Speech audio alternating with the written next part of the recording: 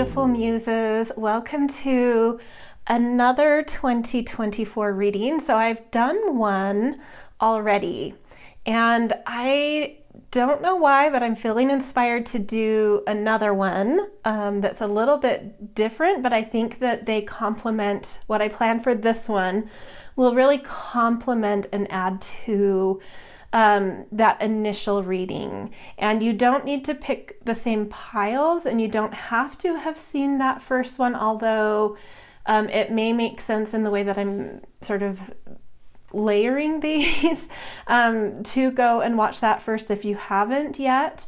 But no worries, you don't have to do that. The initial reading that I did was very kind of I really loved how it turned out. It was very long, very detailed, and it really looked at sort of the big picture energy, the overarching theme, and then within each quarter going into the theme of the quarter, so of winter, spring, summer, autumn, and how those themes, like what was going on in each of those quarters and how that tied into the bigger theme. So it was kind of thematic, very conceptual, very energetic. And I'm feeling the need to sort of sink in and get a little bit more detail oriented in looking at specific categories of life. So this one is going to be looking at we're going to look at three things that are really, really specific. What is your main accomplishment in this year? What is your main challenge? And when I say challenge, I mean something that gives you some growth. It may feel like a challenge, but it's also this growing opportunity. And then third, we are also going to look at what is your main blessing this year. So we're going to be looking at three really specific things.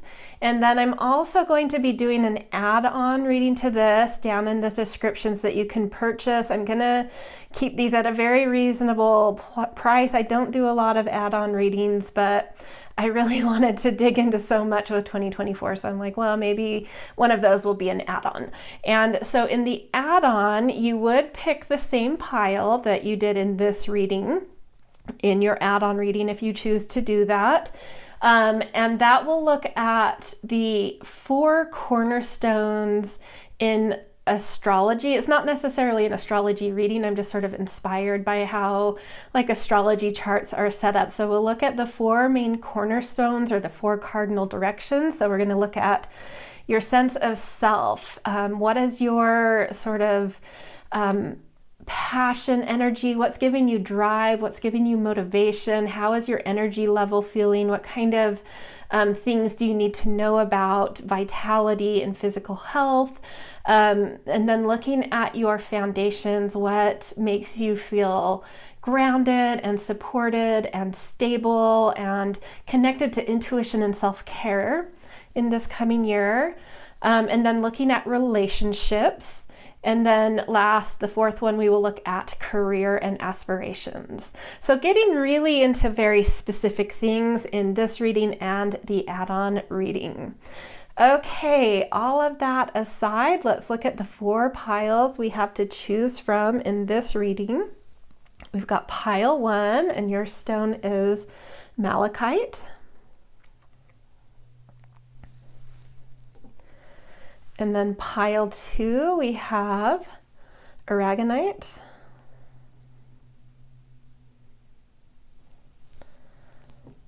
Pile 3, we have a calcified blue coral. And then pile 4, we have Howlite.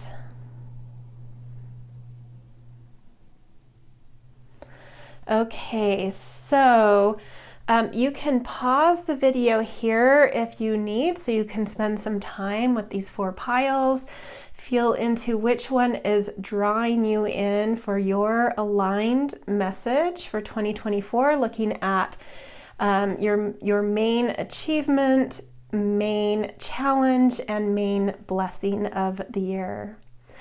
Okay, I will see you guys in your readings. And yeah, again, pause here if you need more time. Timestamps are in the descriptions. Hello, Pile 1. Welcome to your 2024 reading, looking at very specific things, main accomplishment, main challenge, and main blessing of 2024. So you guys picked this beautiful Malachite stone that I'm just going to put to the side for your reading. And we are going to start with your main accomplishment. The initial card for this is the one that was under your stone. So let's check out what it is. The Painter with productivity and creation. Ooh, this feels very creative to me. You may be a creative person, or this could just be something where you are finding a lot of productivity this year.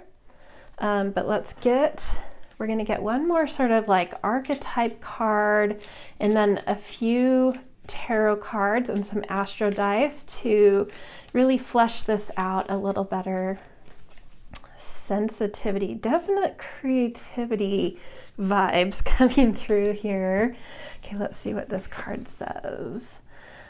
You're becoming more sensitive and need to make changes accordingly.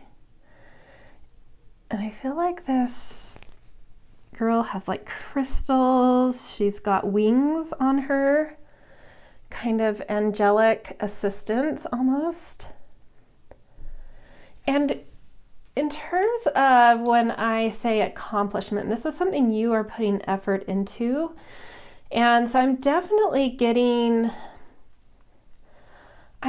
getting this vibe of your creativity. So sort of like your sacral chakra, where you have sensitivity and flow, really kind of being able to tap into that well this year. And so needing to really create and put yourself in beautiful, high vibrational environments in order to keep that healthy, in order to keep that flowing, in order to stay connected to your sensitivity without that shutting down. So our sacral chakra is one of the easiest chakra centers to shut down. It can tap into, overwhelm, shame, body issues, inferiority complexes. There's so many things, like even just feeling like you're missing out if you're on social media and seeing what everyone else is doing, that can really kind of get you looking more outward at like what other people are doing and comparisons, and so not staying connected to like what you need though, like what's going on with you and what you need and what's important to you.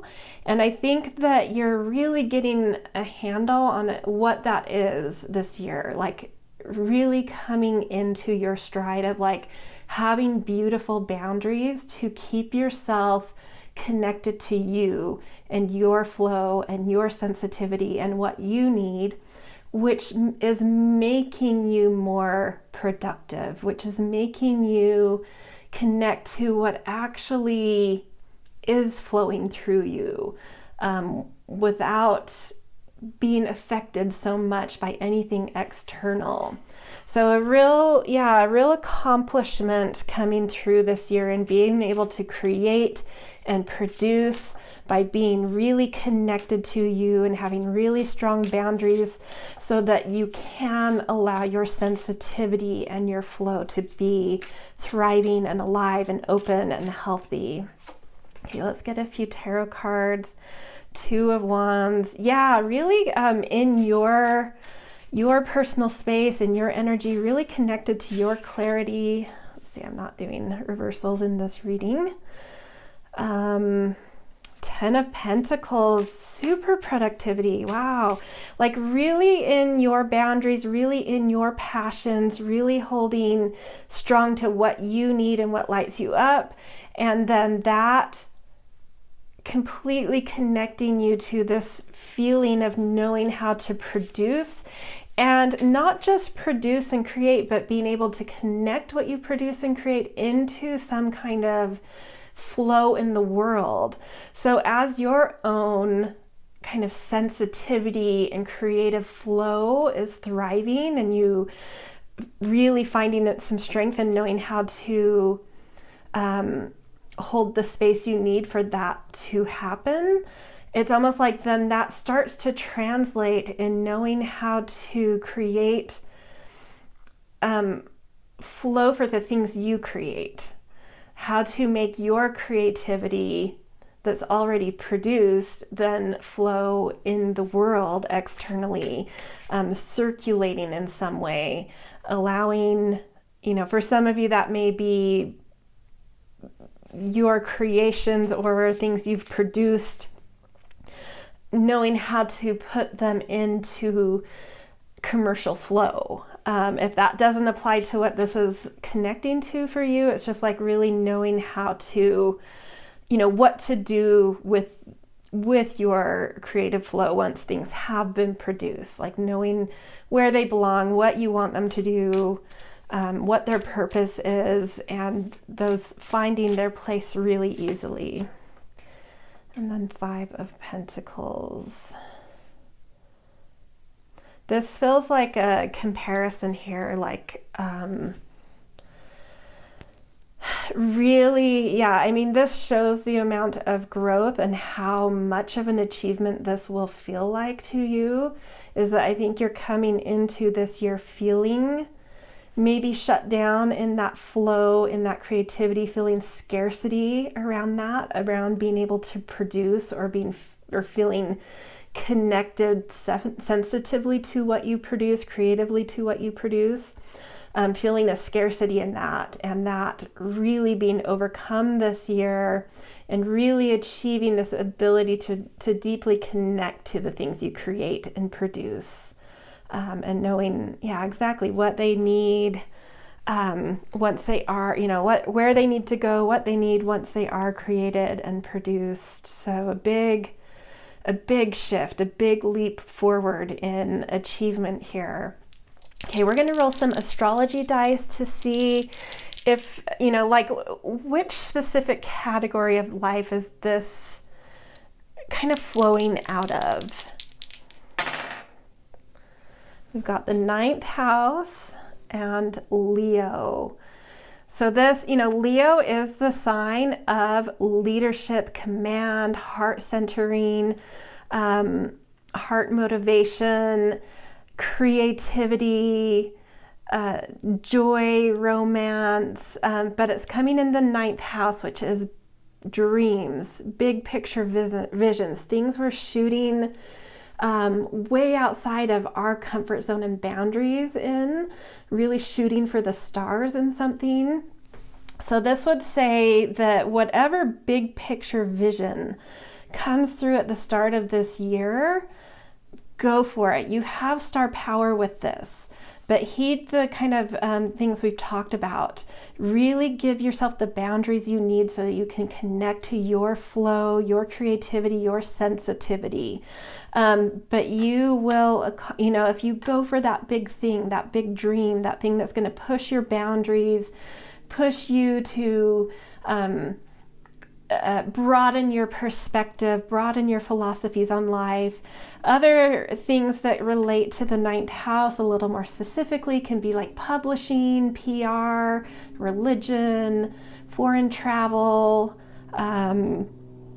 any sort of, cultural integration that's foreign to us, that kind of stuff. But a lot of fun, a lot of joy, a lot of playfulness, a lot of leadership, a lot of creativity here. So really, really great energy coming through for you with your greatest accomplishment this year. Okay, we are next going to move into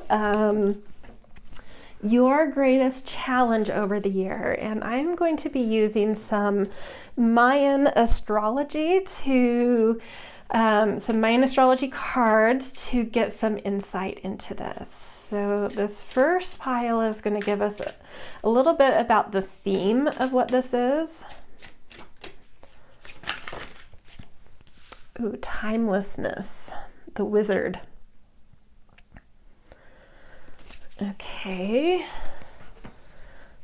And then we're going to get kind of the tone in which this challenge is focused on. The tone in Mayan astrology is very similar. You could kind of, in some ways, compare it to like the houses of an astrology chart. Like the seal, this could be like the sun sign, and these could be similar to the houses. It's not quite like that, but that's a good way to kind of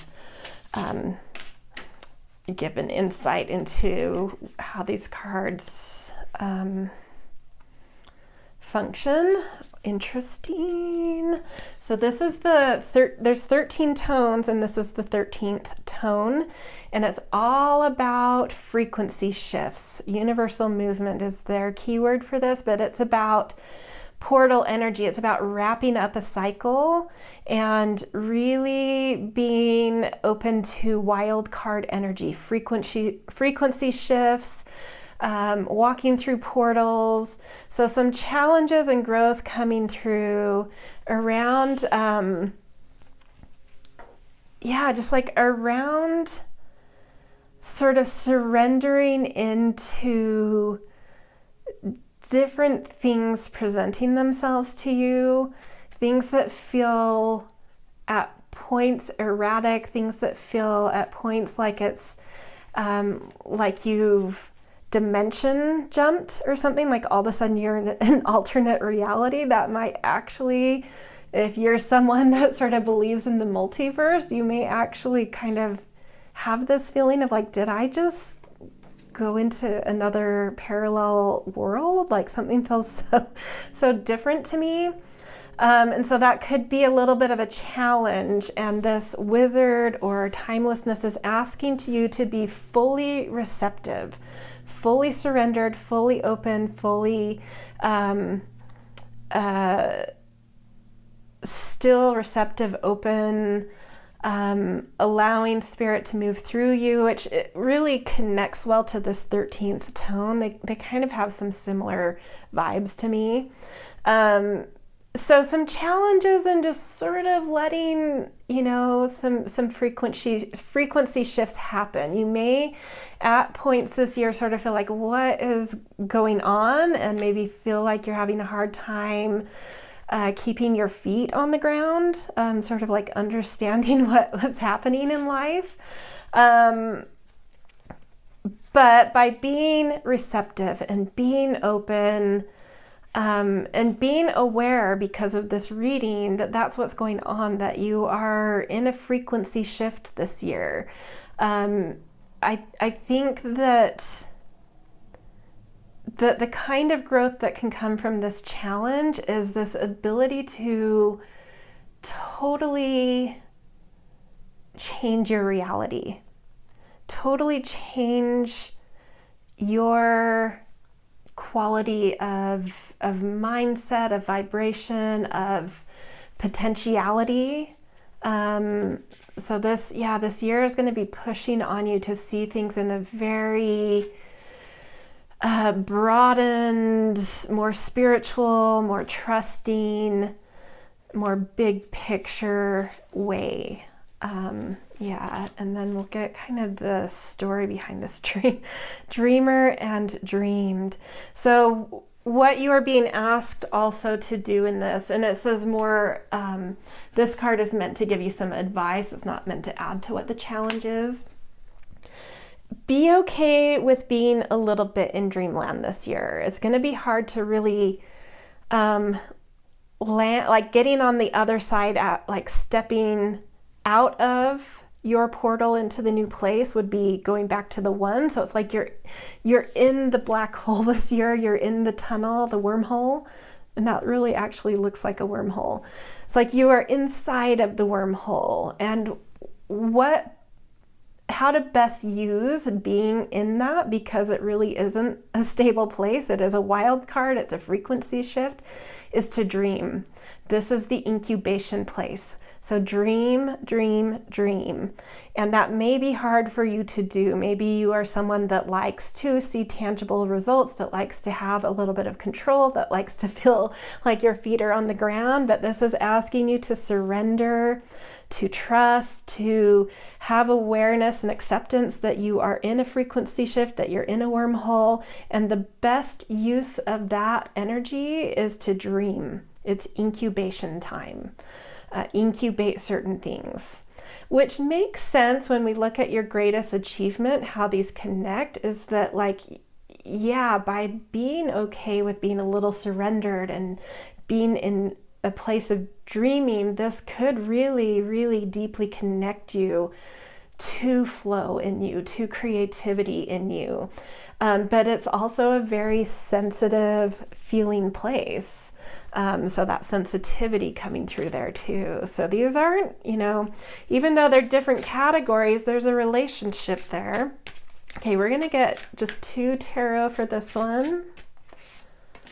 We've got Ace of Pentacles. I love that. So dream specifically about, well, let's get your second tarot card, but I have some thoughts. 9 of Swords. Yes, okay, I love this. This is asking you to, let's scooch these over. This is asking you to reflect on where you've been, reflect on what it is you feel like you're suddenly untethered from and don't have control of. Reflect on what that is that's starting to kind of dissolve in your life. To see where certain lessons are that you've learned. To look back and have gratitude for how much you've come through, and to recognize, like, I don't want that in this next portal. I do want this. I've learned some things about this. I feel really wise about that. And allow that to help you know what to dream about, specifically in terms of your material life. Something could very dramatically shift when you get to the other side of this wormhole, I'm guessing in the following year, around, not saying that you can't have improvements in your material life, because we do actually see that with your greatest achievement, but even further, even more profoundly, in like a whole frequency shift, a whole portal, new portal you've entered, a very different kind of material orientation to life. So reflect on where, maybe you've been, let's call it the last 9 years materially, and where you would like to go in a different way. Have your dreams kind of based on that, because there's a lot of power, a lot of attraction around what you're dreaming about materially as you're in this wormhole. Yeah, interesting. So the challenge to me is that feeling of being a little untethered this year, but I actually see this as a beautiful gift once you get to 2025. Like, it's this opportunity to really, really dream. It's like new conditions to life here. Really beautiful. Okay, let's do some astro dice to see if we can hone in even more so on a category and energy here. First house and Virgo. So this is really connected to, like, where you may feel challenged is your sense of clarity, your sense of what lights you up, what your boundaries are. We've seen in your accomplishment that I think you are getting stronger in some boundaries, but in terms of this challenge in other, like in other ways, like in some ways you're going to really protect your boundaries because of some sensitivity and creativity coming through, but in oppositely other ways, like I think you're going to feel a little nebulous this year, a little fuzzy about what your purpose is and how your purpose connects to lighting you up, giving you drive, giving you motivation. And this is saying patience this year. Something is incubating about this. I kind of feel like whatever you accomplish this year with that 9th house, Leo, creative, sensitive energy is kind of like a precursor. It's kind of like a precognition of a much greater cycle coming in, where something about getting to your accomplishment, having accomplished what you do accomplish, sort of, I think, is going to surprise you. Like, I do feel like you're a little bit nebulous, that sensitivity. But by letting go, like these two are so connected, but by letting go and letting things just flow and being surrendered, there's just going to be like some creative or productive things that come through you, but it's sort of like going to be channeled.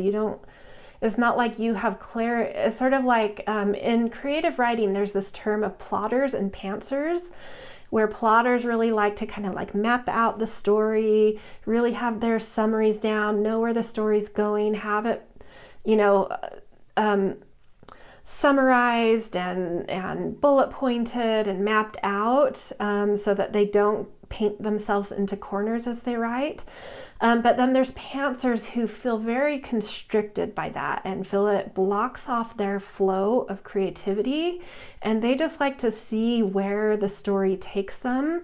And I feel like engaging, like that's where your creativity is this year. It's like kind of surrendering into that pantsing mode of like just allowing your creativity to flow and not having so much control or foresight of what it is or where it's going, but in the end being astonished by what happens, and then that being some kind of springboard. It's almost like that's your incubation, even though it's an achievement, an accomplishment. It's still being some kind of springboard that gives you clarity or kind of shows you something about what you're about to step into once you're through the wormhole that really kind of tells the story of what the new portal is taking you to.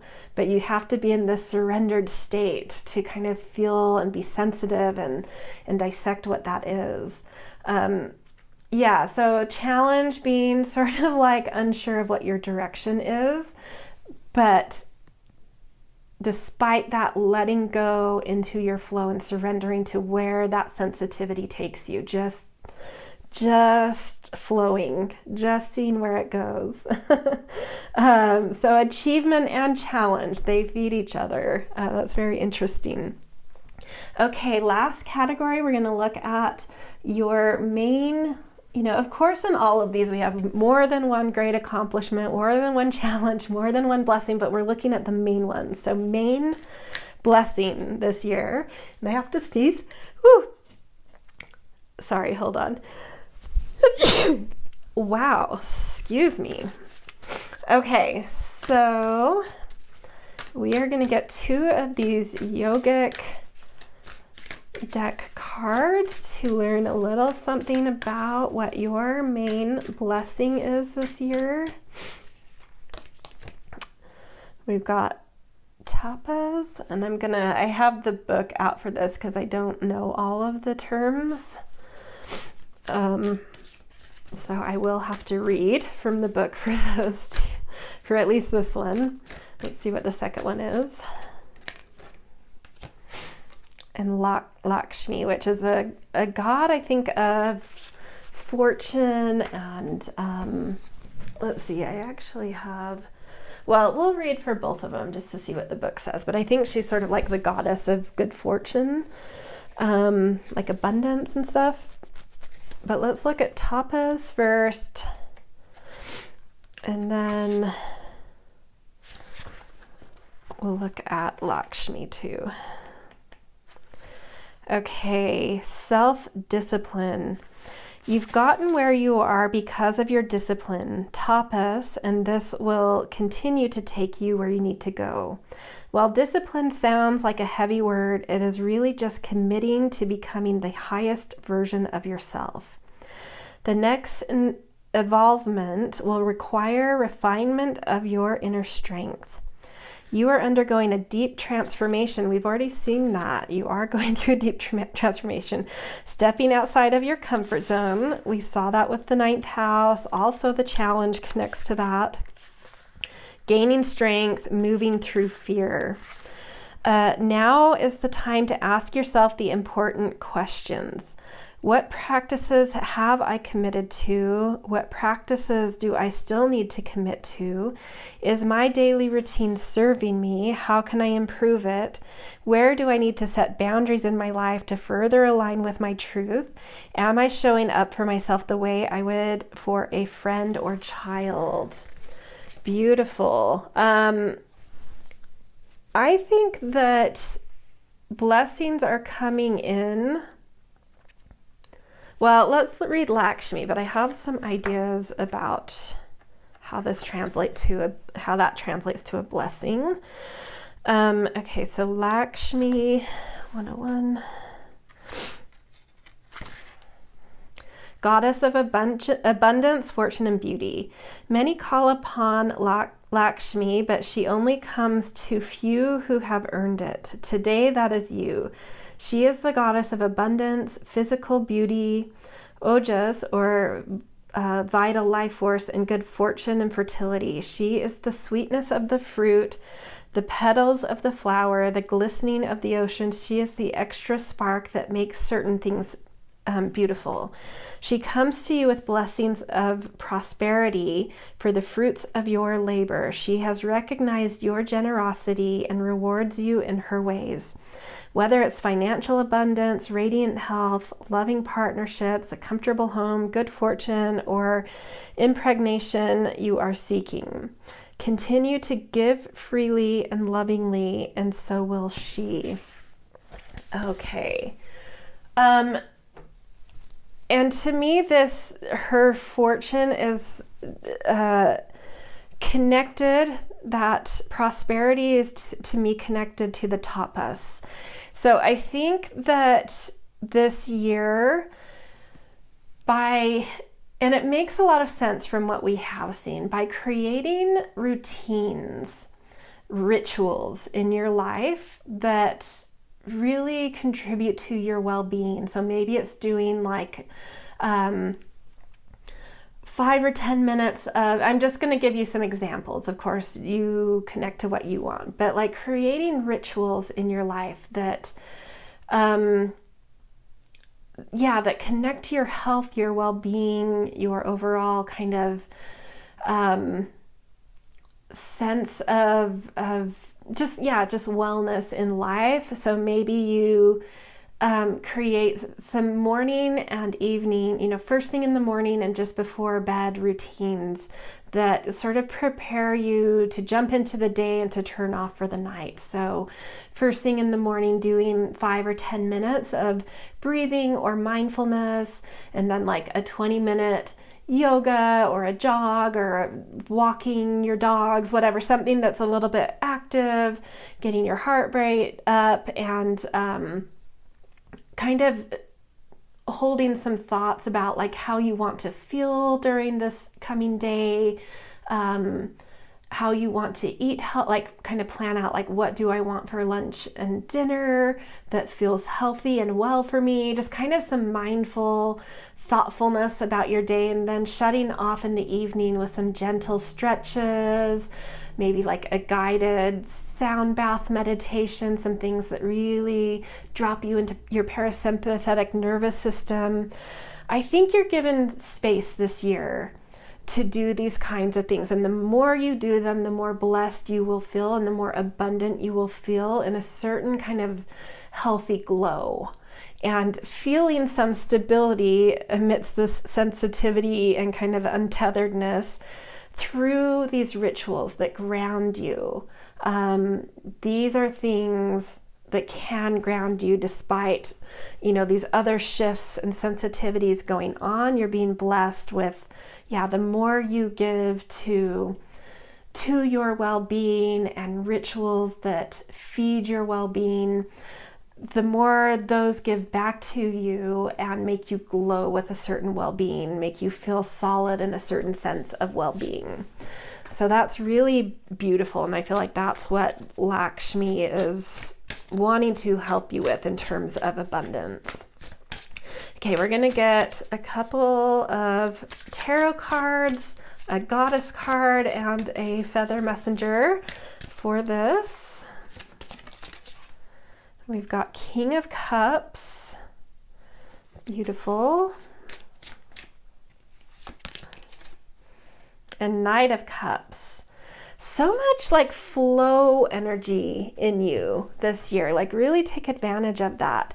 So through creating beautiful rituals, and I really do kind of want to urge that they have, maybe anchor you into the day and help you let go of the day as you move into night.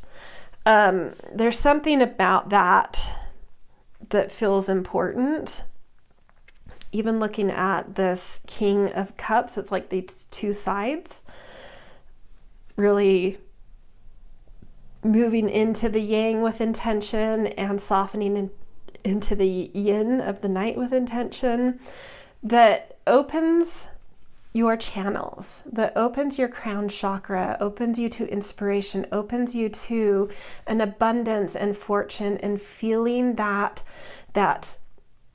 being in that wormhole, feeling very sensitive, are actually like you have a direct access to source through these grounding rituals, to understand that these are downloads, to understand that this is coming straight from source, and so you are held within it, even if it's a little nebulous. Like this is establishing a connection to source, and so an awareness and an understanding and a patience with the process, and really feeling, solid there.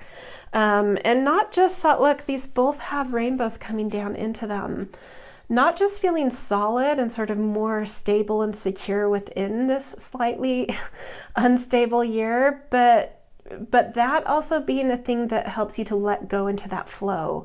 It helps you to let your sensitivity move you and be that pantser versus plotter, just going with where your creativity goes without having to know where it's going, and just surrendering into the dance of things.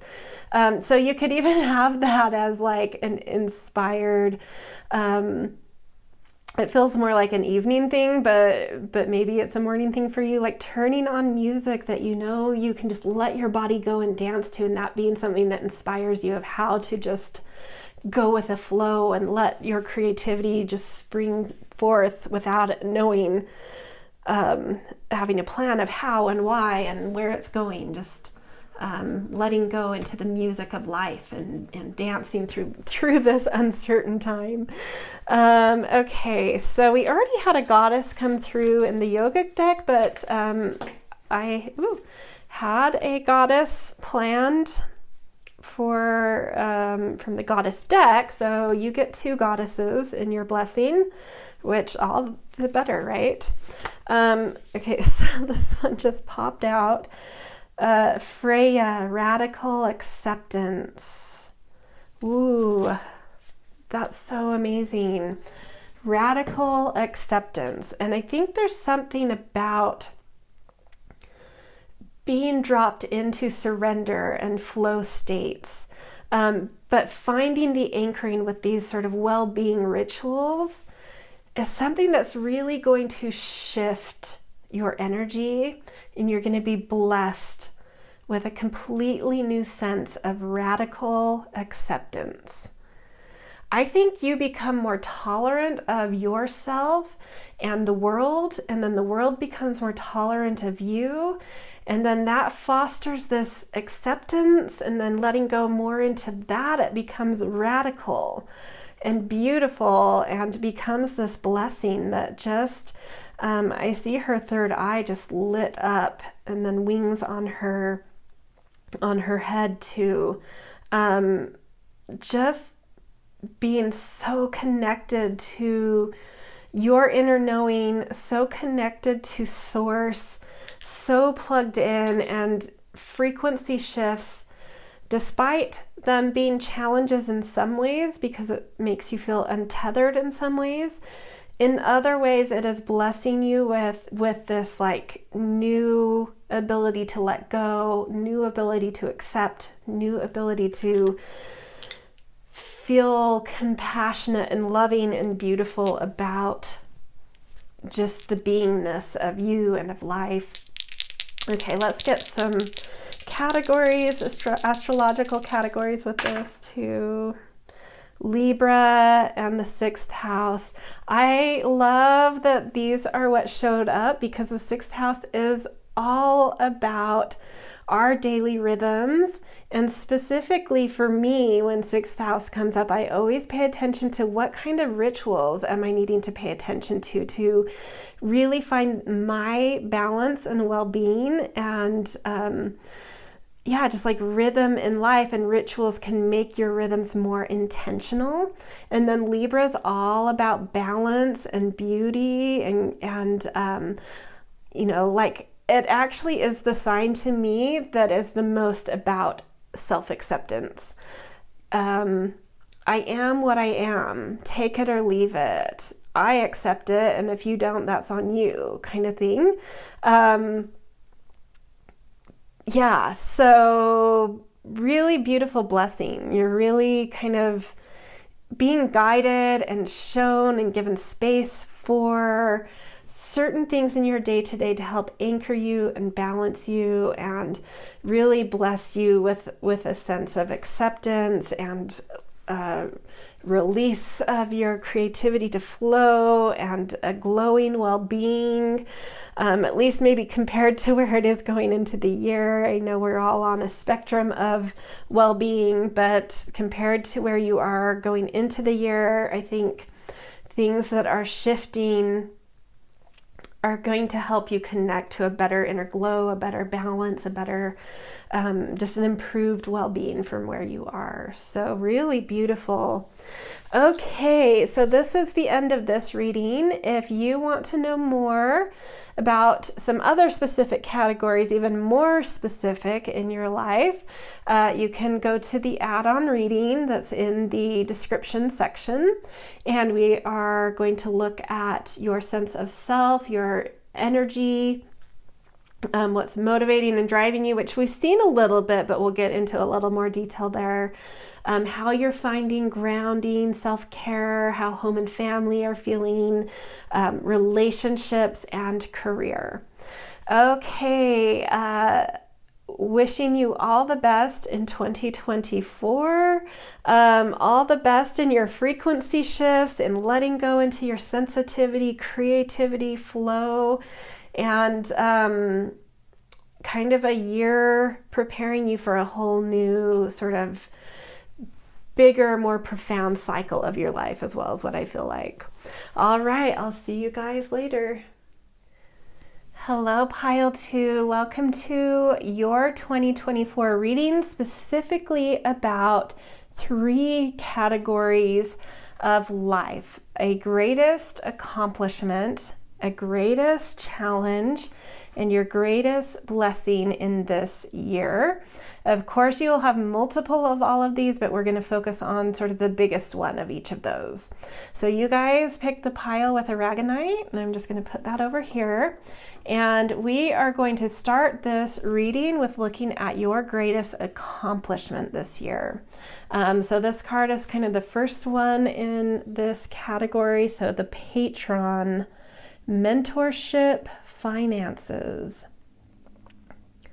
Interesting. So this could go either way. It could be you being a patron, supporting, underwriting artists, supporting artists, mentoring people, financially supporting certain things, charities, individuals, or it could be you being a receiver of a patron, someone wanting to mentor and invest in you. Maybe for some of you it could be both. But whatever connects to you, that's what I would go with, whichever side, or if it's both that feel accurate to you. I mean, that's a beautiful, beautiful accomplishment. It sort of feels like, well, let's get a few cards out, because I could see this going so many ways when we relate it to your accomplishment. Books. You connect to your life purpose through your involvement with books. Interesting. Woo. And then that kind of flipped over on the back of the deck. Freedom, you're free to do what you choose. So I don't know if that has meaning for some of you as well. So this does feel like, and we've got a book here, this does feel to me like a lot of you are going to either mentor or be mentored by someone. And if you are the mentor, really feeling a sense of accomplishment, like you've mentored well, you've really stepped up your mentor game, you feel fulfilled by what you are mentoring in others. For others, this could be you are taken under the wing of somebody and mentored. It could be more general, like going to school for something specific, not general education, but like something that you're getting specific in, where someone could like mentor you in a specific thing, or taking courses or classes in a specific thing. But I see a lot of studying here, or a lot of guiding of studying, either way. And so if you're the one who's taken under the wing of a mentor, like that feeling like something that has improved you tenfold, 100-fold, being under the wing of this person or studying really specifically something that you're studying is just like bringing you like a new sense of specialization, a new level up in life, a new just like the training and the education you received this year, just like really bringing you a new sense of confidence, a new sense of direction, a new sense of competency. We also have Wheel of Fortune. So this also being something that, like I said, you know, this feels like something where you're going to feel like you've leveled up in life. So not only, you know, I do feel that like level up for sure, but that level up also helps you to turn the chapter, to turn the wheel of your life towards a new kind of direction. So for some of you, you may be coming into the year already having felt that accomplishment, and now you're coming into that fostering or feeding you able to take that training, and help that to, you know, use that to point your life in a different direction and kind of change your direction in life. For the ones that feel more connected to being the mentor, it's like maybe that's something new that you are doing this year, and it really alters your conditions, alters your direction. It really becomes important and integral in sort of like how you see yourself and how you see the direction and trajectory of your life going. Here in the, either way, whether you are the mentee or the mentor, really coming into, if you're the mentor, really coming into your sense of your authority, your sense of solidity of like, yeah, you know what, I really do know my shit. Any questions I had before as to if I were up to this mentoring task, if I was good enough, if I would qualify as a stellar mentor in whatever it is, it's like you will have no doubt. Like you excel at this. And if you're the mentee, the person, which I've already felt, and I feel like in certain ways we've already said, whoever your mentor is, if you're the mentee, is someone that is like so, like they know their shit. They are solid. They are amazing mentor material, and just absolutely lean into their guidance, especially around the subject they're mentoring you in. And then 8 of Pentacles, that is. So I do feel like the majority of you guys you are the mentee, because the 8 of Pentacles is going under mentorship, is going under apprenticeship, which could sort of be similar. So, I mean, it still could apply to you being a mentor, but like starting out as the apprentice and coming out as this like really solid mentor. But I do feel for a lot of you, it could be training in something, going to school in something, finding a literal apprenticeship or mentorship in your life. Yeah. And this being something that, yeah, just by the end of the year, if not somewhere earlier in the year, just feeling so proud of what you've accomplished in your apprenticing, in your studies, in your mentorship. Yeah, just like really leveling up. Okay, we're going to find even more specifically which category of life and kind of the astrological energy around this. So we have 7th house, Leo. This could have to do with, I'm just going to give some examples because I feel like this is sort of student-y type of things. And the 7th house has a lot to do with like relationship commitments. But I want to read this. There are different ways to look at the 7th house, and I want to that feel more applicable to what we've talked about in terms of maybe the subject matter here. So the subject matter that a lot of you could be mentoring or being the mentee in could have to do with social justice, could have to do with like relationship counseling, could have to do with something where you end up being an advocate for others or an agent for others. So an attorney, like a real estate agent, something where you're advocating for others. Could also be, the 7th house has a lot to do with design and aesthetics, so it could be in any of the design fields.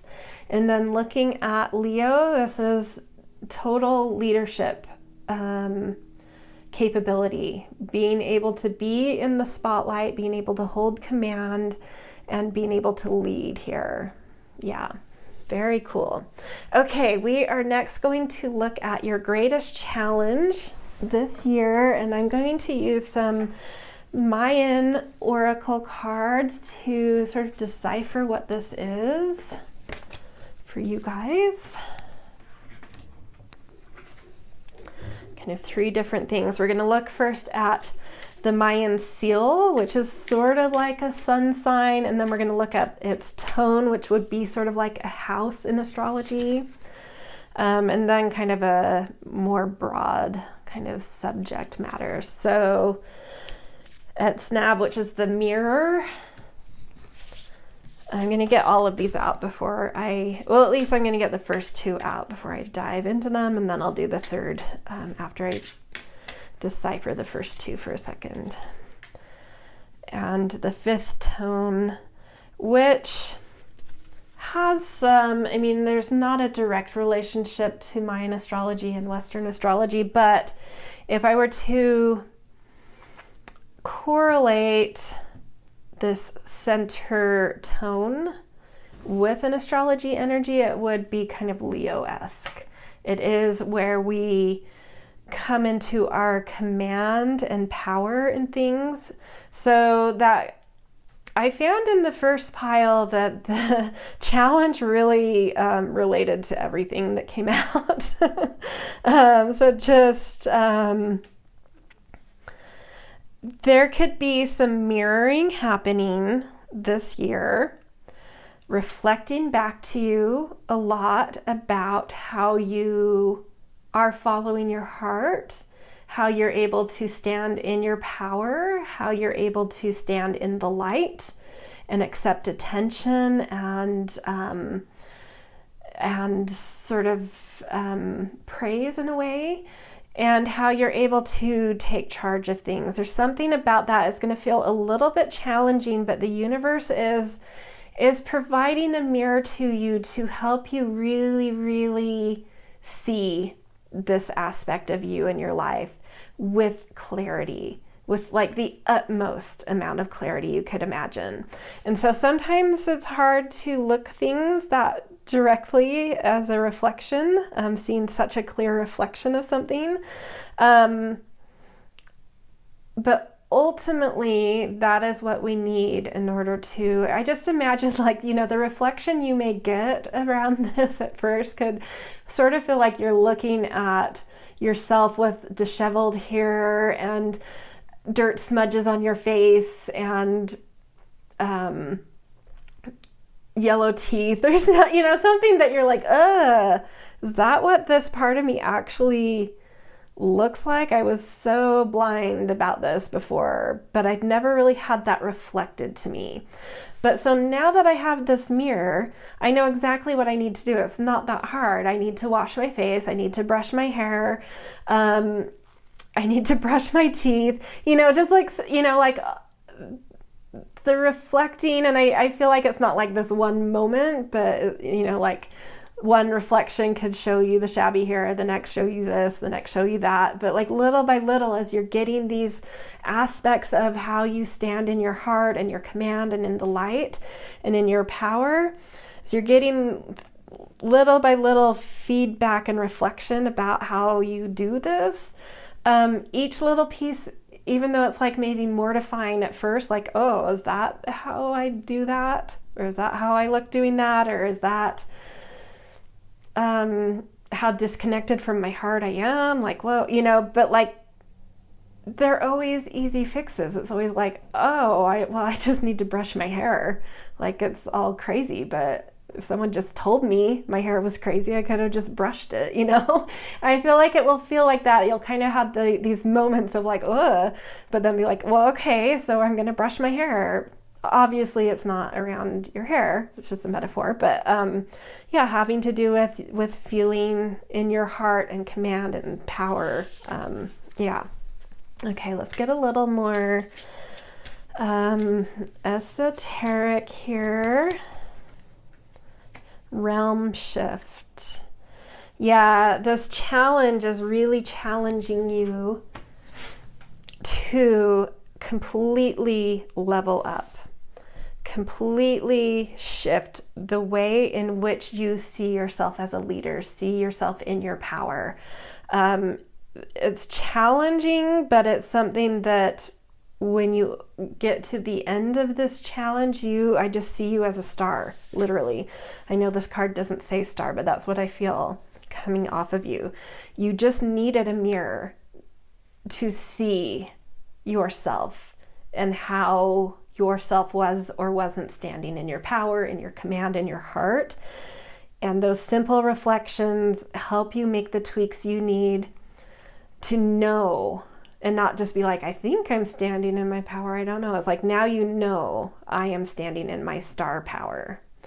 So the challenge is coming with a beautiful result. If you step up to the challenge, if you don't ignore the mirror. Okay, let's get a couple of tarot cards. We're just going to do 2 for this one. High Priestess, yeah. High Priestess in the Tower. Yeah, something about how you are standing in your power right now is just like not working. It's not aligned. It has not been built well. Maybe you never had a blueprint of how to do that. But the mirror you're being given this year to challenge you in this is also blessing you with a lot of new new qualities of inner knowing, new qualities of like having that inner confidence and trust in your intuition, and strength of knowing that your intuition isn't just sort of like this whimsical thing, but like it's coming from lived experience. It's coming from having seen, being given a mirror in these things. So your inner knowing about your star power, about your heart, about your command, it's like you are earning an intuitive inner knowing around this because of some challenges you go through this year. And so it's like leveling up your inner knowing in understanding your power. So not just knowing because of the reflections and those external feedbacks you're getting, but that is also adjusting your inner compass and your inner knowing. So both things are happening, which makes sense with a mirror. You're getting the inner and outer at once, and something about how you're holding power is ending and being rebuilt much stronger, much more in alignment with who you are, what you actually want to feel powerful around, that's authentic to you. Yeah. Okay, let's roll some dice for this one too. This has to do with career, and Scorpio is literally the sign of empowerment. So having a sense of magnetism, a sense of connection to resources, to knowing what your resources are and how to strategically share those in a way that then entice other resources to be shared back to you. Using like a little bit of, with the Scorpio strategy, it's always using just that right amount of vulnerability to make others feel comfortable to be vulnerable. And it just sort of opens up these vulnerability channels where hidden and deeper resources are more accessible. But in terms of career and responsibility, knowing how to do this with integrity, knowing how to do this in terms of like what you are reaching for in the world, with your position, with your mastery, with your authority. So this could be connected in some ways to the accomplishment, because that did feel sort of like something you're training for that,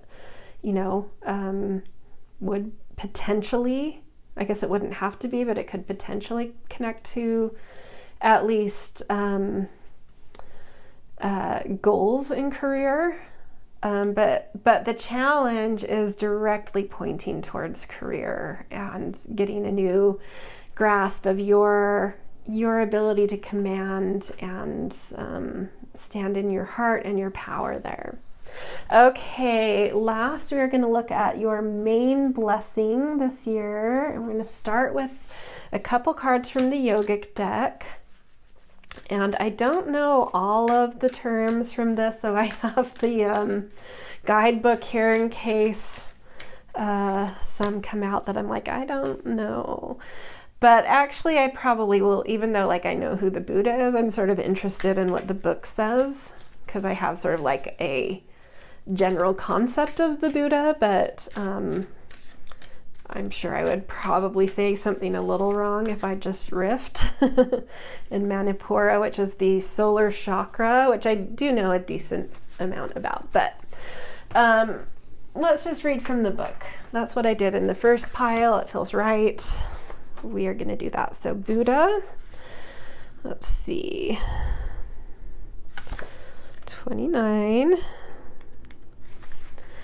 Okay, one who is aware. Buddha is not just one person, but anyone who has an aware and blessed soul. Right now, that is you. You have woken up to your true self and let go of the illusions that were binding you to the material world.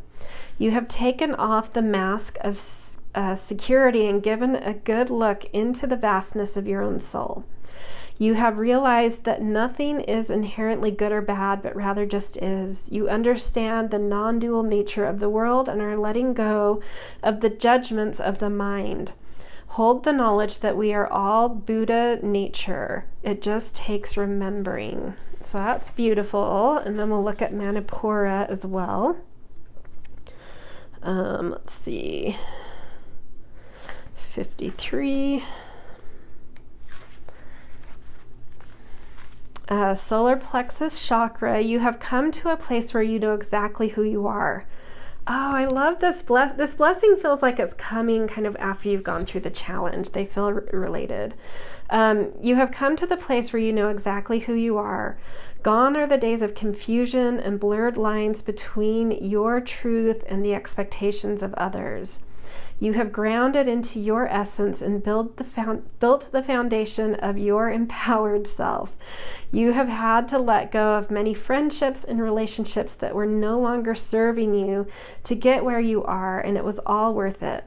Now is your time to really go after what you want in life. What do you care about? What lights you up? How do you want to serve?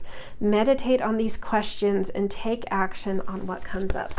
And I sort of felt that in the challenge of like, not only are you being reflected of like how to stand in your power, but that reflection is showing you what your power is, like where your authenticity lies. And so how to like really align with that and stand in power that's natural and organic and authentic and from your essence. And by doing that, it's like you connect to your own source and you start to feel these blessings that my source is no different than source.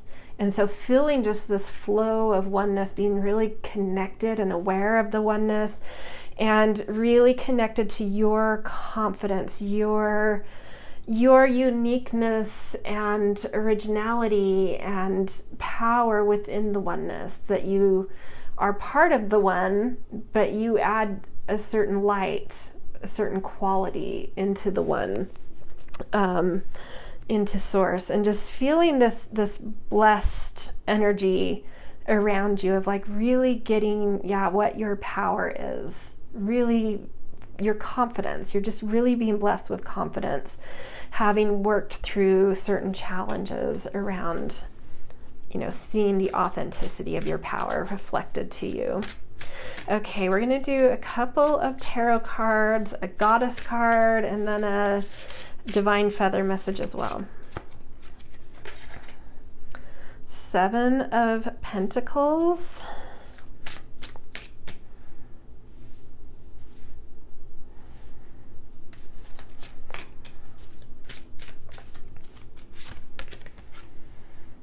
And the Devil.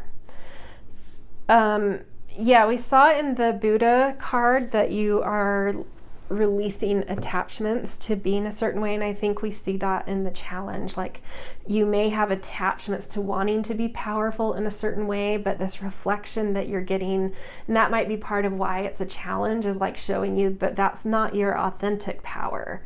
So needing to detach from certain ways of how you wanted to be powerful and having to accept that that's not authentic to you though, and then really opening up, detaching from that and opening up to see what your authentic power is.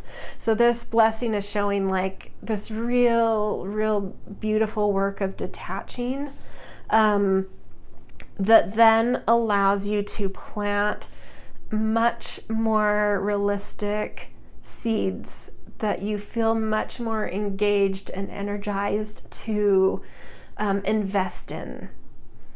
And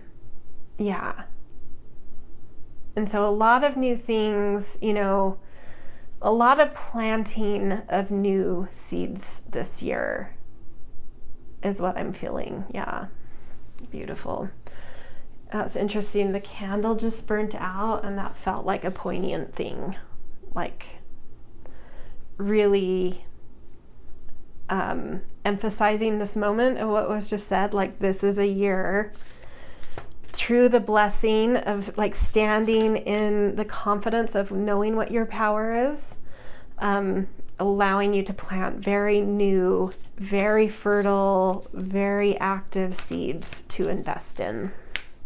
Okay, a goddess blessing, Athena knowledge.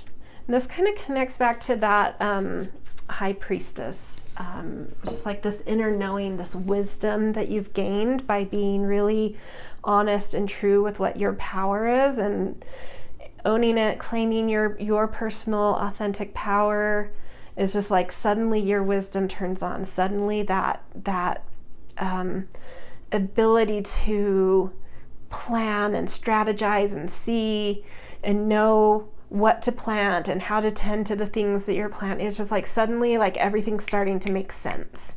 And you're like, oh, this and that, and oh, I want to do this, and now I see where the future of that would be. Like, I'm not just planting seeds, but I know what these seeds are, and I know what I want them to look like when they grow and blossom, and I know what I want to harvest them for. Like having just like so much vision and sight and total understanding around what it is you're trying to accomplish, the highest vision for it, how to go where you need to go, but like really being able to see the seeds that you're planting 10 years from now. Like, I'm planting this seed and in 10 years I want it to be this. Those are the kinds of seeds you're now planting. Very wise seeds. And then we've got Chickadee. The time is right to release old patterns and energies. You are ready to embrace change. Yeah, I mean, that absolutely confirms it's like new seeds, letting go of the past, letting go of old ways of trying to force your power to be a certain way, and really getting reflected to you what your actual authentic power is. Embracing that, and then like really stepping into your wisdom and really letting go of the old and embracing this new path, which is bringing new change, new empowerment. Okay, let's roll some dice for this. Second house is personal self-worth. It is connected in the way Seven of Pentacles is a Taurus energy, but second house is Taurus's natural house, so it makes sense. Like the seeds you're planting are very valuable. Oh my gosh, I've spun it. I don't know what this was. Okay, Libra. Are very, very powerful. Very, very fertile with value, material, financial, beautiful, pleasurable value. And then Libra, which we had 7th house up here, so that's coming in again because 7th house is Libra's natural house. Something about beauty, design, relationships, harmonizing, advocating, justice, anything in that realm. I think you find a lot of value in, and that's sort of where your power and confidence lies. So kind of notice how those themes may plug into what you start to see that's authentic about your power. Okay, beautiful. This is where I'm going to leave you guys in this reading, but definitely remember, if you want more specifics and more categories of your life, there is an add-on for pile 2 down in the descriptions, where we will look at what would boost, like what is your personal energy, drive, motivation connected to in 2024, what would ground you and give you a sense of stability and depth this year, and then looking at relationships and career, like in more specific ways. Okay, so happy 2024. Thank you for coming to these readings. Thank you for sticking with me through 2023. If you have been here all along, if not, if you're new, definitely subscribe. Would love to do more readings. Oh my gosh, something is in my throat. Sorry. I guess I better end this. Yeah, thank you for being here. I hope you have a beautiful year ahead. I love what we see here for you guys. So good luck on this journey. All right, see you later. Hello, Pile 3. Welcome to your 2024 reading, looking at 3 big things, 3 categories for things to look out for in 2024. So we're going to look at what your greatest achievement is. Of course, we have, several achievements throughout the year, but we want to look at like, what is that triumph, the biggest triumphant one. And then we're going to look at our greatest challenge and our greatest blessing. Just a reminder that we also have, I did an initial 2024 reading that is looking at kind of the big overarching energy as well as per quarter the energy. So check out that reading if you haven't yet. Come back here and we'll look at more specific things. And then there is an add-on reading to this one if you're interested to look even at more really specific areas of life. We're going to look at the 4 cardinal directions. So your sense of self, your foundations, relationships, and career in the add-on reading. Okay, so to jump in, let's take a look at, and I'm going to put your stone, the blue calcified coral, just on the side for your reading. But jumping in, we are going to look at your greatest achievement in this coming year. So let's look at the card that was underneath your stone. Ooh, we have the Muse. Of course, I like that one with CosmoMuse. Generosity and naivety. But to me, the Muse, and I love that there's like a lyre in here, an instrument, and then like flowing cups. The Muse to me has a lot to do with inspiration. So a greatest achievement coming in for you this year could have to do with connecting to some sort of like really inspiring thought, craft, art, something that hits you as this inspired thing that you then follow through with and do something with it, and it creating something that you can be really proud of and really feel fulfilled by taking inspiration that hits seriously and really, not just ignoring that, doing something special with it. When we get hit with inspiration, there's usually some kind of, divine purpose for it. So this feels like a very divine sort of achievement coming into. And then we have time to decide as well. Let's see what it says underneath here. Make a decision based on your heart's true desire. And I feel like this is like whatever the inspiration is that comes to you at some point this year. It may be like, I think it'll be a little different for each of you, but like one example is like it may not come at an opportune time. And so there may be this thing of like, man, this thing is really inspiring me, but like, my life is so full or complicated right now, or I don't have time to do this, or am I capable of doing this? And really needing to, I think part of what will feel like an accomplishment to you is you even just saying yes. That yes, this is something I need to attend to. This is something I need to follow. This really does connect to something deep and true in my heart, is really lighting up my passion. And so even though I may feel not up to the task, not opportune time, not having the resources needed, like whatever it is, like still having to find that thing within you that claims what your heart wants you to claim. So that in itself is an achievement, but then it's like you follow through and you do something with the inspiration that then is also like an achievement in a more big worldly way. Okay, let's get a few tarot cards to get a little bit more about this.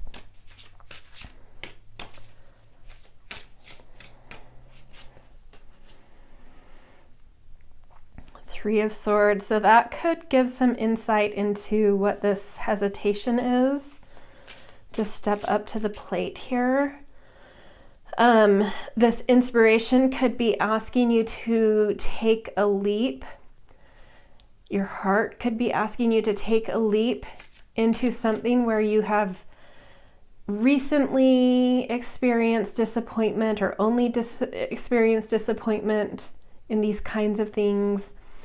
But this is saying also, but this is from your heart. You know, your heart is still calling you forward, even though it's been wounded either recently or in a similar thing before. It's still coming from your heart and saying that, you know, your heart saying that, okay, but I am strong and I learned a lot from going through whatever disappointment connects to this. And because of that, I have so much depth and so much grace and so much elegance to put into this round of whatever this inspiration is. And it's still my heart calling. And even though my heart is still healing in some ways, in other ways it is stronger. It's more elegant. It's more graceful. And it's still asking me to step up to the plate. So I think that has a lot to do with that. You know, where there may be some hesitation on a decision to follow your heart is like, this is going to make me feel really vulnerable in something that's already a little wounded.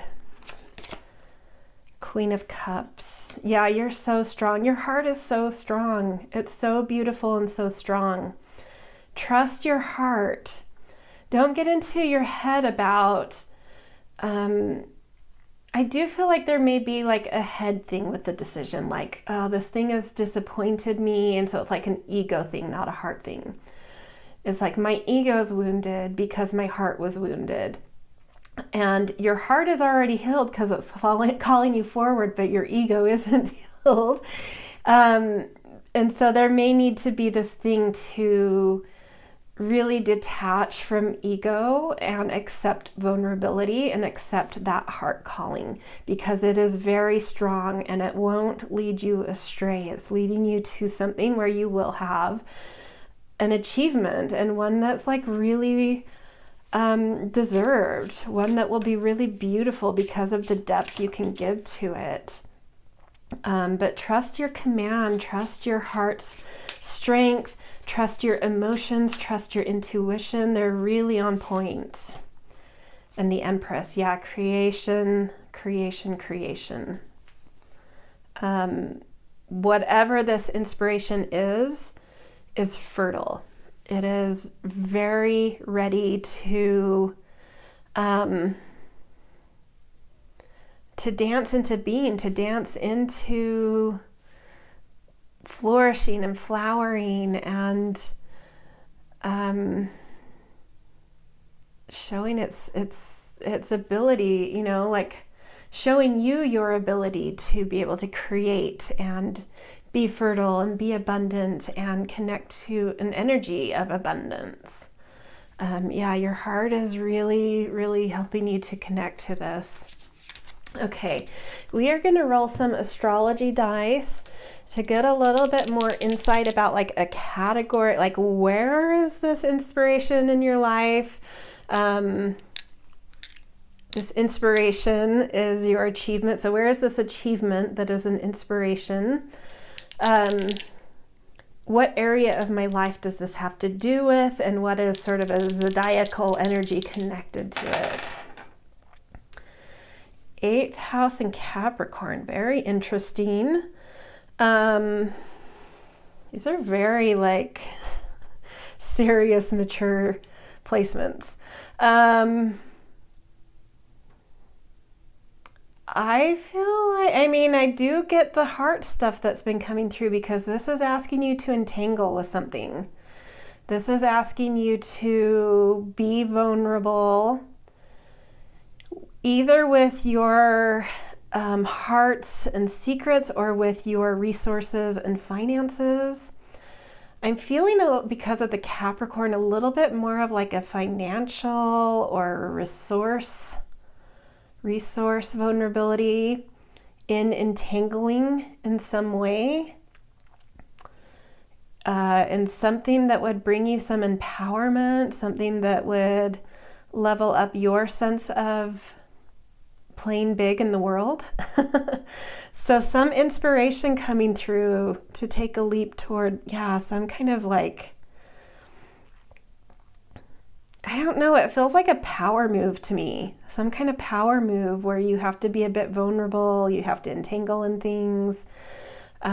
Trust your intuition with that. But do really pay attention to what your heart and your intuition are saying versus like what appears. Like appearances when it comes to the 8th house are always not quite as they seem. And the way we get around that is tuning into intuition. How does this feel versus how it appears? I feel like I've been saying that a lot lately in readings. So yeah, that's coming up strong. And that giving you tuning into how something feels versus how it appears will give you a lot of ability to lean into your personal authority of like how to approach something, how much of yourself or your resources or your heart to give.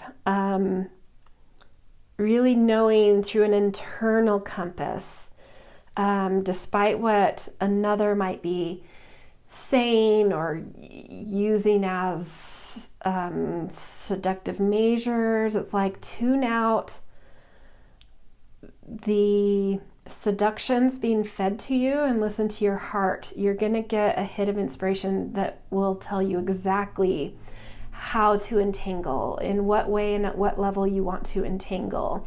That's right for you. And being attuned to that rightness for you is what makes this an achievement and a success. If you get in over your head, there will be self-sabotage. If you withhold too much and kind of freeze, you miss out. But there's like a just right level here, and you're like an inspiration is coming that kind of gives you an upper hand. Your intuition is giving you an upper hand. You have sort of an energy around you that's alluring in itself. But trust yourself. Take the leap if your intuition says so, and you'll know when it's like the right like when that entanglement condition is just right, because your heart will tell you to leap. And that's when it's right, not when things are being externally persuaded. It's when you're being internally persuaded. Yeah, but some kind of like achievement that's, you're getting an inspiration of when to jump into something that will really empower you. That's really like a pretty big power move. I don't know. It's probably a little different for each of you, and that's why I can't quite get beyond that. It's like a power move, but yeah, something about that for each of you. Okay, let's now look at your greatest challenge this year. And to me, a challenge is an opportunity to grow.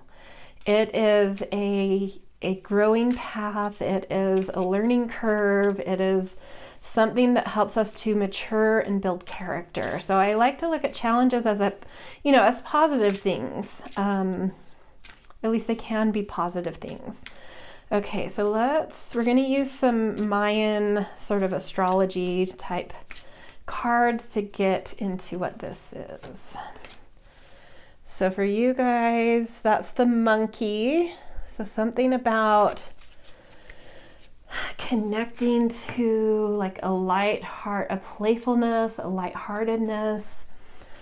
I don't know if that in itself is something that sounds challenging to you in life, to be a little light and playful right now. That's maybe like going into the year, not what you're feeling, but there's some growing path for you that needs you to learn how to lighten up a little bit.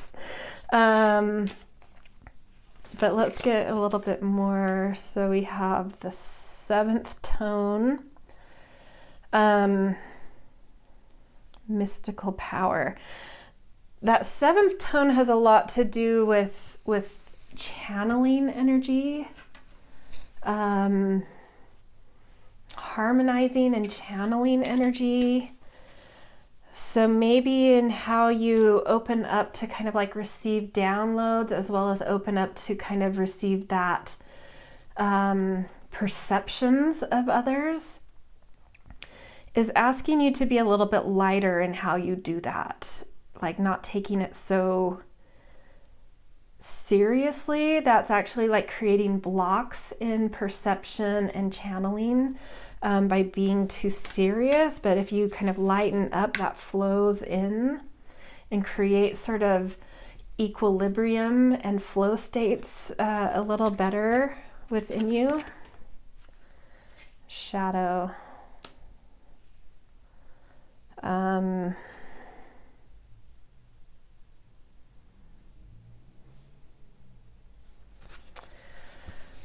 I'm trying to feel into whether the monkey is the shadow or by being in monkey helps us to see the shadow.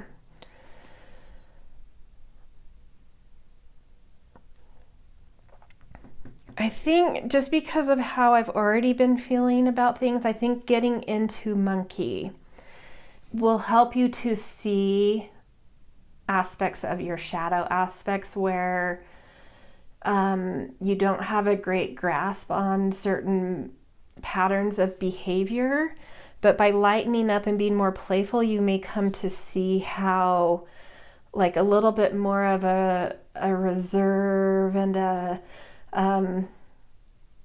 over sophistication, or like overly, yeah, it just feels like an overly reserved or overly cautious aspect to yourself has come out of balance, like too weighted now, and it's creating, you know, patterns in your life that are where like some shadows are, or creating just shadows in your life. But by lightening up this year, you'll see that you'll become more aware of how an overabundance of reserve in yourself and caution in yourself has actually blocked you from feeling the, you know, it kind of actually ties back into your achievement. It has blocked you from channeling inspiration, from being open to being in the flow of things and being a little bit more surrendered and allowing life, allowing it to unfold, instead of like, I'm getting this thing of like too tightly held, which is like prevents you from being able to channel and being able to drop into kind of that dynamic dance with life that requires you to be subtly and nuancedly, I don't know if that's a word, in tune with the energies around you in order to respond with elegance. But getting into a much more playful state this year and a lighter state helps you to kind of break out of that and reconnect with the inspiration. So your challenge, I feel like, really directly connects to then, you know, like overcoming your challenge directly connects to then the achievement you start to feel flowing in your life, which is like reconnecting to inspiration and flow and a little bit more lightness in your ability to respond to the energies around you and life around you, and just move with life. That's beautiful. Okay, let's get a couple of tarot cards for this. Eight of Swords. This totally is like your own, you are in a cage of your own making, but this gives insight into is your mind. And we saw that up here. It's like ego and mind kind of having too much control versus heart. So that gives insight to like get into monkey, because I was sort of feeling into that, like, well, what's the advice they need to be able to get into monkey? And it's getting out of mind and into heart. Your mind has been creating all sorts of boundaries around you that are unnecessary, all sort of cages around you that have prevented you from feeling like you can expand in life or feel connected in life. So this deep call to step down into your heart, out of your mind, and to lighten up. When we're coming from our heart, we are very light. It is a very, in terms of the chakra system, the heart chakra is the air one. It's very light. And then if you think about Egyptian mysticism, ancient Egyptian mysticism, they weighed the heart for it, against a feather. If you had a feather heart, you could cross into the afterlife or something along those lines anyway. I'm not a scholar of these things, but enough to know that the feather heart was important. And in the chakra systems, the heart is the air one. There's a lightness, it moves things through it. Getting out of mind and trappings and into heart and flow. Playful, yeah. And then 8 of Cups, yeah. Starting to walk a very different path. Very different path unfolding in front of you by doing that switch. And you'll know, I think that this monkey is very helpful, or Chuen is what it's called in the Kitschy language. The sign that you're in your heart versus your head is you feel monkeyish, is you feel light and playful and loving and silly. That is a helpful guide of understanding of like, oh, okay, I'm in my heart right now because I feel monkeyish. If I'm not feeling that, there's something, I need to figure out about how to get out of my head. But because we're already seeing this accomplishment we've talked about above, I feel like it's sort of already ordained that you do get through this challenge at some point this year. I almost feel like you get through it at least by the midpoint of the year, because it's like I feel like you have to get through this in order for your achievement to happen. So I feel like you will get through this challenge or get a hand on this challenge at least in the first half, if not the first quarter of the year. But yeah, a shift coming in for you with that. That's good to hear, because I was sort of feeling this. It's like in the first 2 piles, I didn't feel that need to find timing, but I'm like, I don't know. I had this feeling of like needing some timing for some reason with this pile. But I think it's because that I was needing to see this aspect that there is sort of, these are almost like steps, like this is the first step, and then that leads to you being able to even open up to start this accomplishment, to allow inspiration to open. And what I'm seeing here now is that like your accomplishment with inspiration and coming from the heart and like being brave enough to let your heart lead you, it may not be one, like we said, that's an achievement in itself. But then you, by following an inspiration, would have achievement in that inspiration. But then we see here that it's like you're channeling better, you're in the flow with things, you're receiving inspirations, not inspiration. And so the achievement may be that you are really following your heart and your inspirations much more broadly, and really feeling that Empress energy of like abundance and fertility. So like many inspirations now starting to unfold is my sense. It's not just like one, it's like you're just in the flow of being able to say yes to your heart and your inspirations and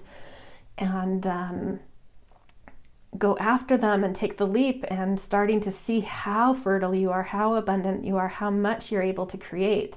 It's not just one thing, it's many things. And I feel like you've been sort of, sorry for the analogy, but a little bit backed up. That feeling of when you're backed up a bit. I feel like you're coming into this year having that sense, And then this is like, once you get through that challenge and understand that switch that needs to take place, it's like suddenly everything flows. And so it's like a lot now coming out, like there's a lot that's been saving up to manifest, to achieve, to, you know, be fertile in life. So it's like that, the floodgates opening up, and like a lot of inspiration and a lot of achievements, you know, because it's like been, yeah, there's enough there. Okay.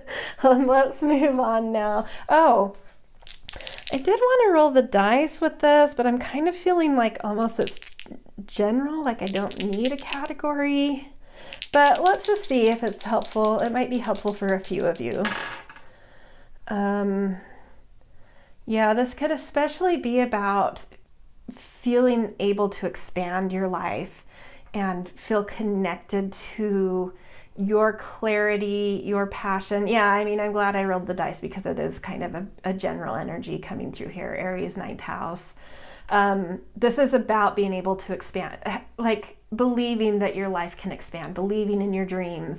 And Aries is all about connecting to your sense of self and your personal passion and being willing to take leaps. So it's, yeah, just kind of confirming things we've already felt anyway.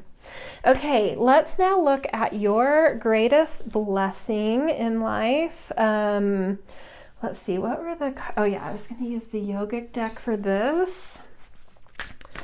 Okay, we're going to get 2 cards from this Yogic deck. I am I love doing yoga, but I'm not a trained yogi myself, so I'm going to be reading from the guidebook so I don't mess it up. And there's definitely some terms in this deck that I'm not familiar with, so just do these energies right by going into the guidebook. So we have pranayama, connecting to something about your greatest blessing this year. And asana. Familiar with those words, but yeah, I don't want to mess it up, like I said. But I do know pranayama and asana. I know that's, at least in the Western world, how we pronounce them. Okay, so let's start with pranayama. I just need to find the page. Okay, 69. Okay.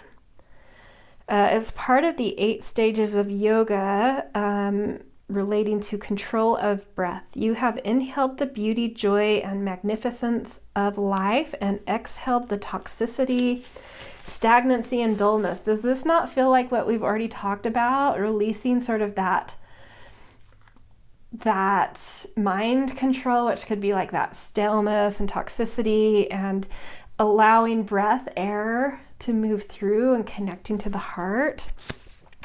Now is the time to use the prana or energy you have Now is the time to use the prana energy you have cultivated deeper towards your truth. With this control of the breath, you can control your life. So where would you like it to go? If you're seeking more rest, tranquility, and luxury, breathe slowly. If you're seeking more energy, speed, and rojas in your life, breathe faster. Through pranayama, controlled breath, you can decide how you want to feel and when.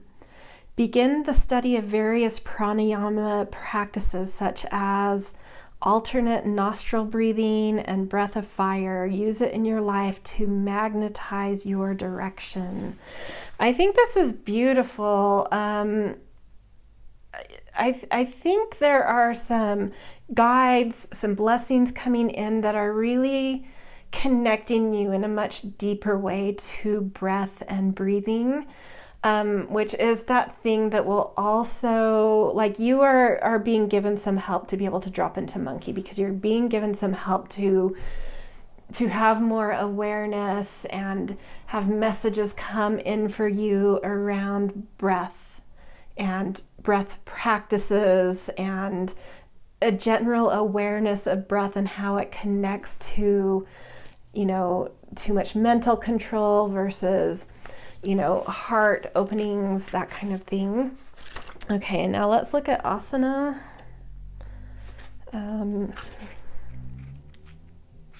So 67, they're right next to each other. Okay, this is also part of the 8 stages of yoga. This one is physical practice to sit in stillness.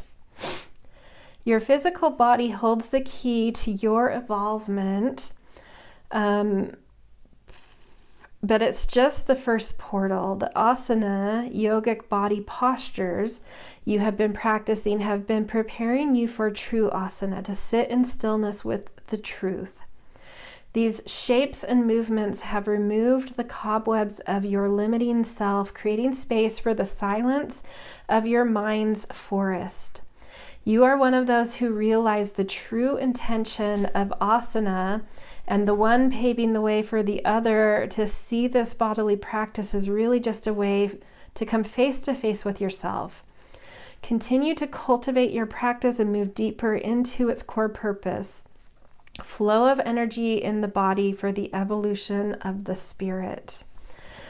Ooh, and this to me is connecting into the flow stuff we've talked about, which is releasing you from your mind.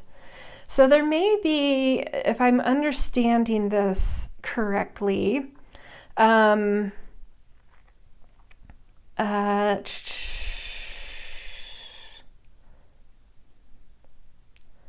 on one second, I'm rereading a few things.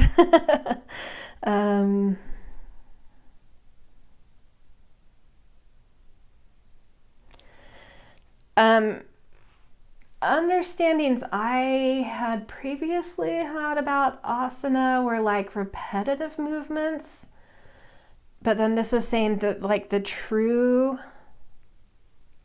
asana is to sit in stillness with the truth, but maybe it's sort of like needing really intentional focus shapes and movements to kind of move that spirit through us, release some cobwebs so that we can then sit with stillness in an easier way, in a more, having cleared some things out of us, having connected to breath, having connected to spirit by doing some movement first. So I feel like that's something, it feels like movement, breath, followed by stillness is kind of like getting into some kind of ritual with that.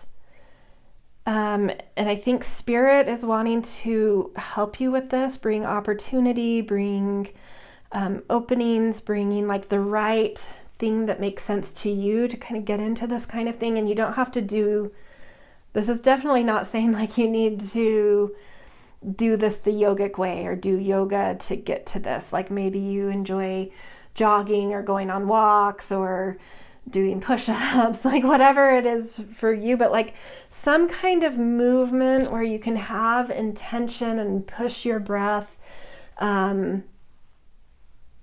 which helps to connect you to like a clearing of things and connect you to spirit. And then being able to just sit with yourself and sit with the energy and be that channel that then receives inspiration. You're being blessed in some way this year. I think Spirit really wants to help connect you to the right way for you to do this, the right way that feels aligned for you, that feels natural for you, that that really gets you into a kind of new body rhythm, so that you don't have to rely on just kind of negotiating from ego and mind to heart, but there's something physical that can help you with this. And Spirit is coming in to bless you with like the right thing. It's showing you, like pay attention. It's showing you the right way to use body and stillness, breath and movement to be able to drop a little bit more into that heart and channel space. Yeah, really beautiful. Okay, we're going to do a couple of tarot cards as well with this. We've got the star, beautiful. This is bringing new hope to you, and that makes a lot of sense for what we've already seen. Just like really reconnecting to a new sense of hope and inspiration in the sun. Wow, that's a beautiful blessing, you guys. So really take to heart what you're being, whatever opening is coming in to help you, show you the way to connect to movement and breath and stillness, because it is absolutely reconnecting you to your vitality, to new hope, new inspiration, new belief in your future. It's so, so beautiful. Okay, we're also going to get a goddess card for you guys. Lazy with revelation. Yeah, and that's absolutely inspiration, revelation. Well, maybe this connecting to breath, movement, body, stillness is just, I want to say revelations again, just like inspirations, revelations. It's like you have these revelations and it opens you up to bring in inspirations. It's like they keep cycling, a new revelation and a new inspiration, a new revelation and a new inspiration. It's like they connect and cycle and create this beautiful positive feedback loop.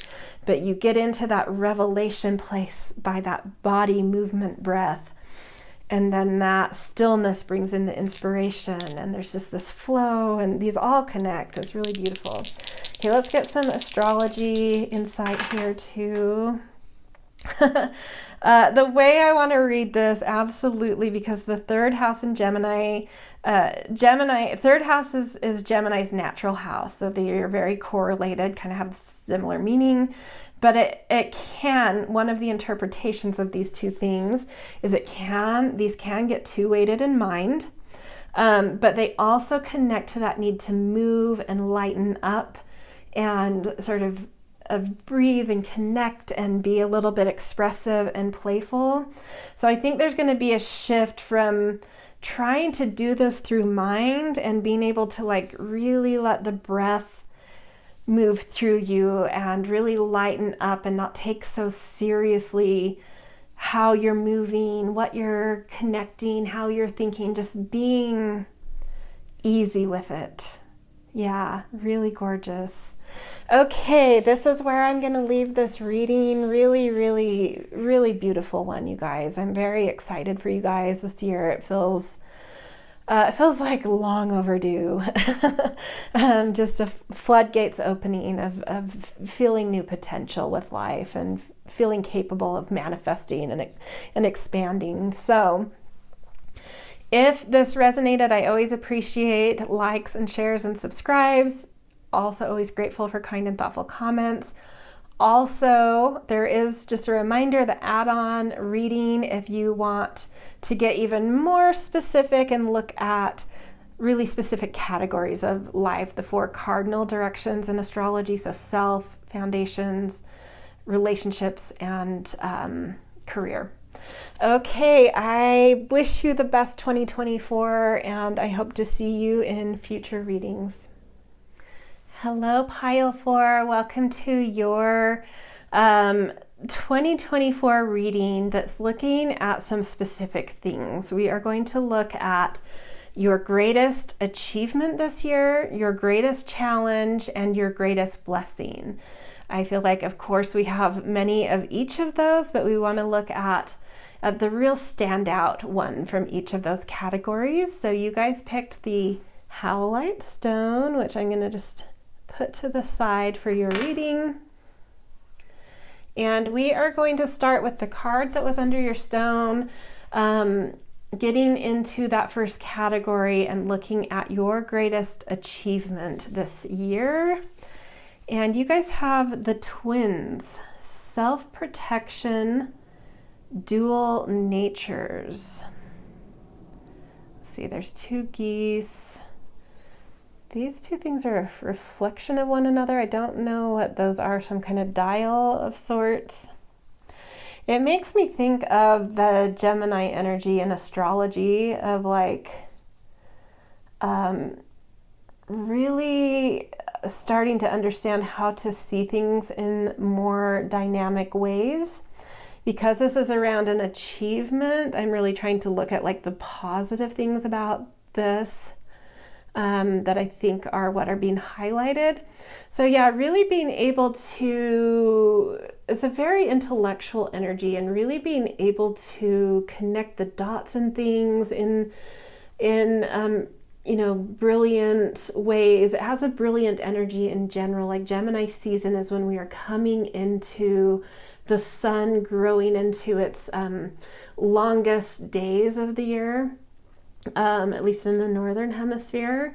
So a lot of like brilliance, a lot of neurogenesis, a lot of intellect, and a lot of like being able to bend thoughts and make interesting connections and have bright ideas, and see things in like very, very dynamic ways. Like with that dual nature, being able to see things from almost like opposite directions, but I feel like it's even beyond dual to me. It's like really being able to see things in a multi-dimensional way. But I don't know, this card does really want to focus on the twins here. So like opposing. There may be something in you this year that's really starting to harmonize inner tensions you've held, or polarities going on around you or in the world, or, like we do have a lot of polarity going on in the world. So if it's more broad, it might be like this ability to kind of like hold both perspectives and find those bridges to kind of release some of the tensions, some of the black and whiteness, some of the duality nature of life, being able to harmonize that in some way, whether it's within you, around you, or more broadly, or all of the above. Something about that. Okay, let's get another oracle card for this to get a little more insight around what specifically this might relate to. We've got children. Your life purpose involves helping, teaching, and healing children. Maybe that is literal for you, and this does relate, like maybe you are someone who teaches children or you're interested in that. But anytime something like this comes up, I like to more broadly interpret children. So this could be something where you are more mature and seasoned in something, where you hold a lot of wisdom and the kind of a sage position, having like kind of been through it in some way. You've already have experienced, experiential wisdom in certain things, that then maybe you need to help others sort of entering that field through some minds, through some terrain. And so this may have to do with your ability to know how to release the tension of duality, how to relieve the illusion of duality. And having been through a lot that's given you very wise sage understanding of how to like harmonize and show that duality is really like the same side, or two sides of the same coin type of thing. That's maybe what this is, like two sides of the same coin. There's something you understand about this, and you're going to be called on this year to help others who don't have a firm grasp on this get a hold of it a little bit is what I'm feeling. Or it could be like broken up into two parts, where like maybe the first half of the year you're really working on this within yourself, and then the second half of the year you are really able to take that out and kind of help others with that if you don't feel like this is you already.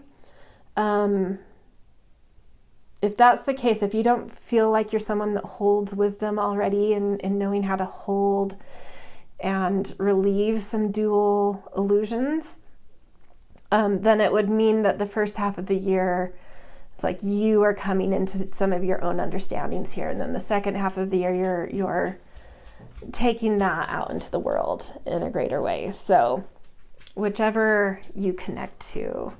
Okay, we are going to do a few tarot cards to get even further context about this achievement. Ooh, the Emperor. Yeah, you're really standing into your power here. I would be surprised, not saying that there aren't some of you here like this, but I get the feeling that a good chunk of people that have come to this pile already relate and resonate with what I've talked about with the twins. Already have kind of a good grasp on the illusion of duality. But either way, maybe the first half of the year, that's something you really kind of plunged into to understand. But either way, you're coming into this, and I want to attach this to at least by mid-year, if not right away, as kind of standing out as someone that really can create new order that connects to being able to see the illusion of duality, the new order that transcends polarity in the world, or polarity in your world even. And then we've got Four of Wands. A lot to celebrate by being able to do this. It could be in your personal life, or it could be in a worldly way, but there's something, whatever the achievement is here, where you're able to both guide and kind of take command in some way, that is grounds for celebration. That really brings, and this also is like bringing people together, that really brings people together in a beautiful way. I love this. And then King of Swords. Oh my gosh, you've got Emperor and King of Swords. Like, if you're not already super solid and really understanding the, the illusions of duality and being able to see things in much more dynamic ways and really connect things in interesting ways, you're going to be on a very, very quick, steep learning curve the first half of the year, because having Emperor and King of Swords both coming out here is like, this is mastery beyond mastery. This is like real serious authority, real serious integrity, healing capability. And then we also have this Four of Wands, which is like, like cause for celebration. So not doing it in this sort of like dictatorial, rigid, stiff way. It's like, obviously you're coming at this in a way that really connects to people and connects people, talking about connecting, very connective energy, really bringing a lot of healing. This to me is like bringing so much healing to duality and transcending it in how you're able to guide others through understanding this better, and guide others in kind of creating new order that transcends such this like dual, polarizing kind of place our world is in. And, for some of you, it's like in a more personal sphere, but for some of you, this could be, really important work in the world. Not that even in our personal sphere, that can create wakes. Something we do on a very small scale, just within our own household or in our own, a community we belong to, can be a model that kind of catches fire, that ripples out, that catches on, Okay, we're going to do some astrology dice to get more specific here. We got Gemini. Did I not say this was very Gemini energy? And then the first house.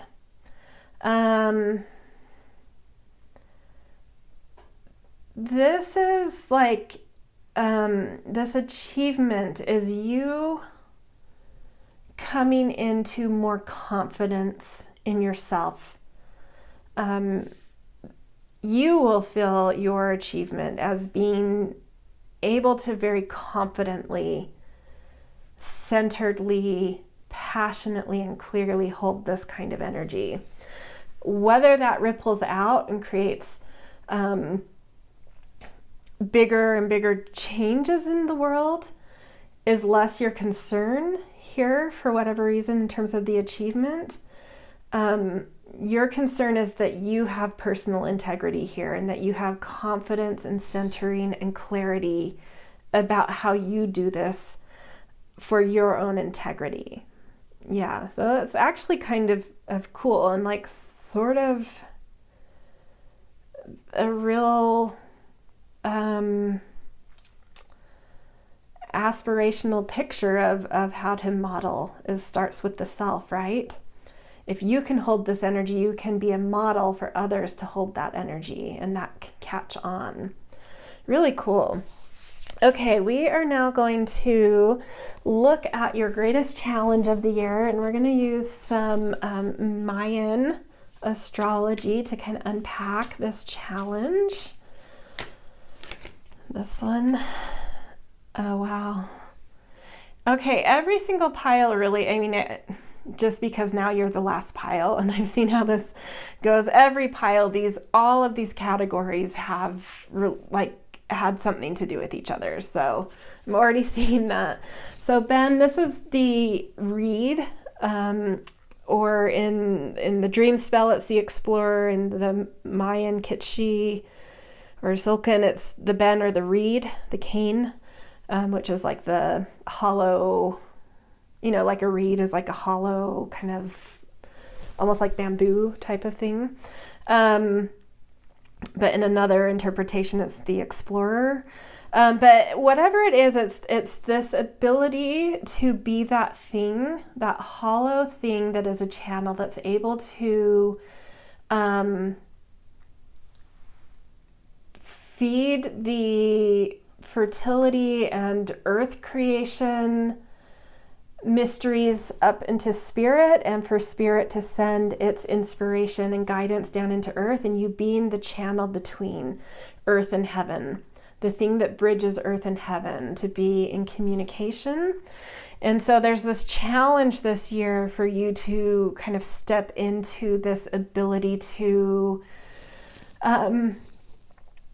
let that flow of being that connector rod, that inspiration that is able to bring communication between earth and heaven, or earth and sky, into being. And it requires you to be somewhat selfless, somewhat empty, in the sense of being able to be fully present at a moment, not projecting too much into the future or carrying too much with you from the past, but like just being very present. And so there may be a learning curve this year that where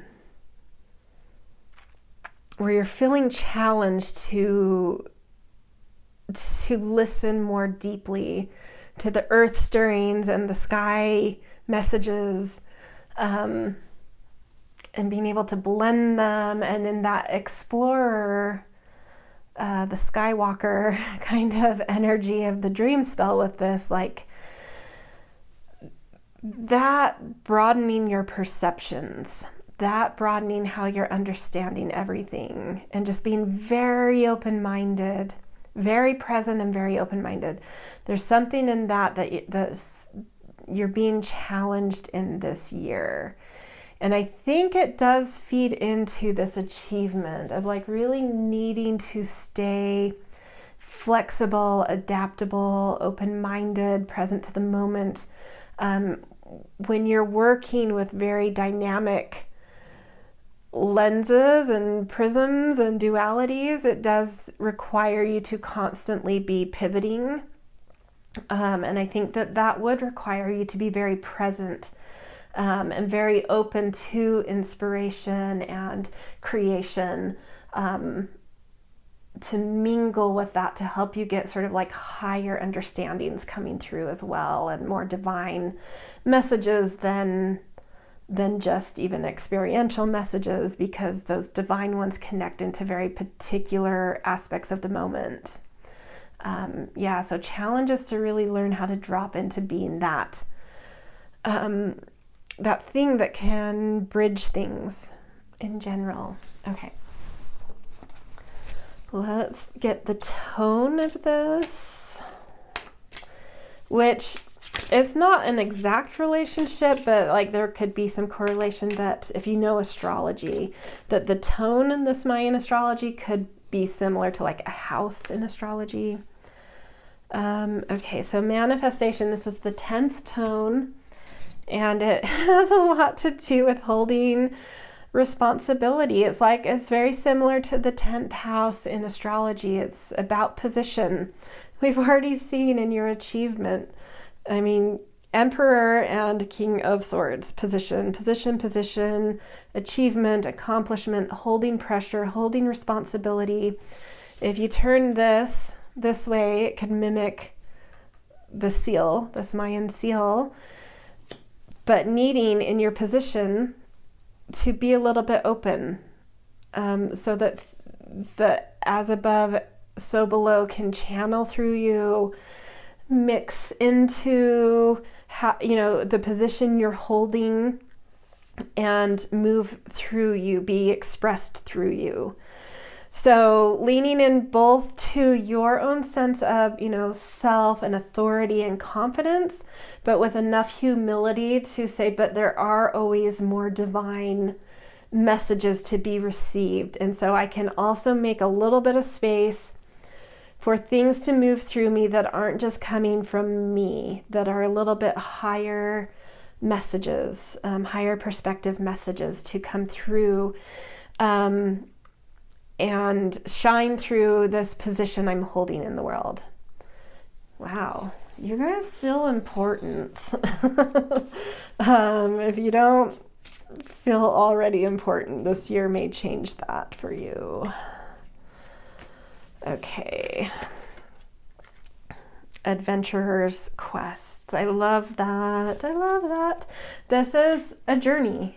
Yeah, this is going to be a big journey for you. So I do actually feel like some of you are just about to step foot into this. You may be like, what is this saying? This does not, like, I don't know. Like, maybe I have a sense of like how to hold duality and see connections that are interesting in things, but like, I don't know how to like play a role in that. And this is indicating that you're about to go on a quest in this. So you're about to be shoved into this in like a bigger way. So my impression is that like a lot of you aren't already kind of standing in this yet, but you're about to be kind of shoved into it because you can, and because the energy of this moment needs you. And so things higher than you are shoving you in there, even if you don't have a degree in what this might feel like to you, to hold that kind of position. Like something's happening where you just kind of end up there. You just kind of step in, and that is what it is.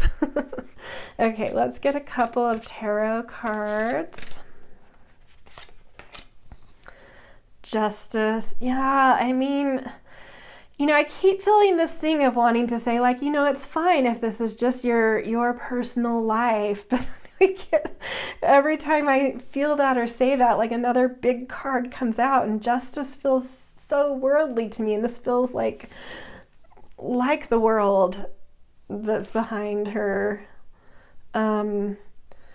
There's something about being able to create, equilibrium,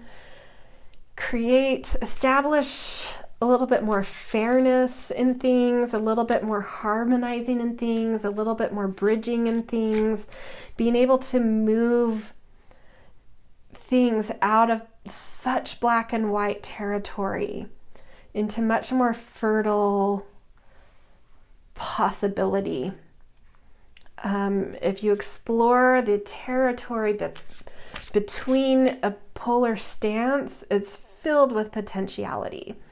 It's filled with this ability to connect. And I think you understand that. And so you're kind of like standing as this model of like knowing how to do that.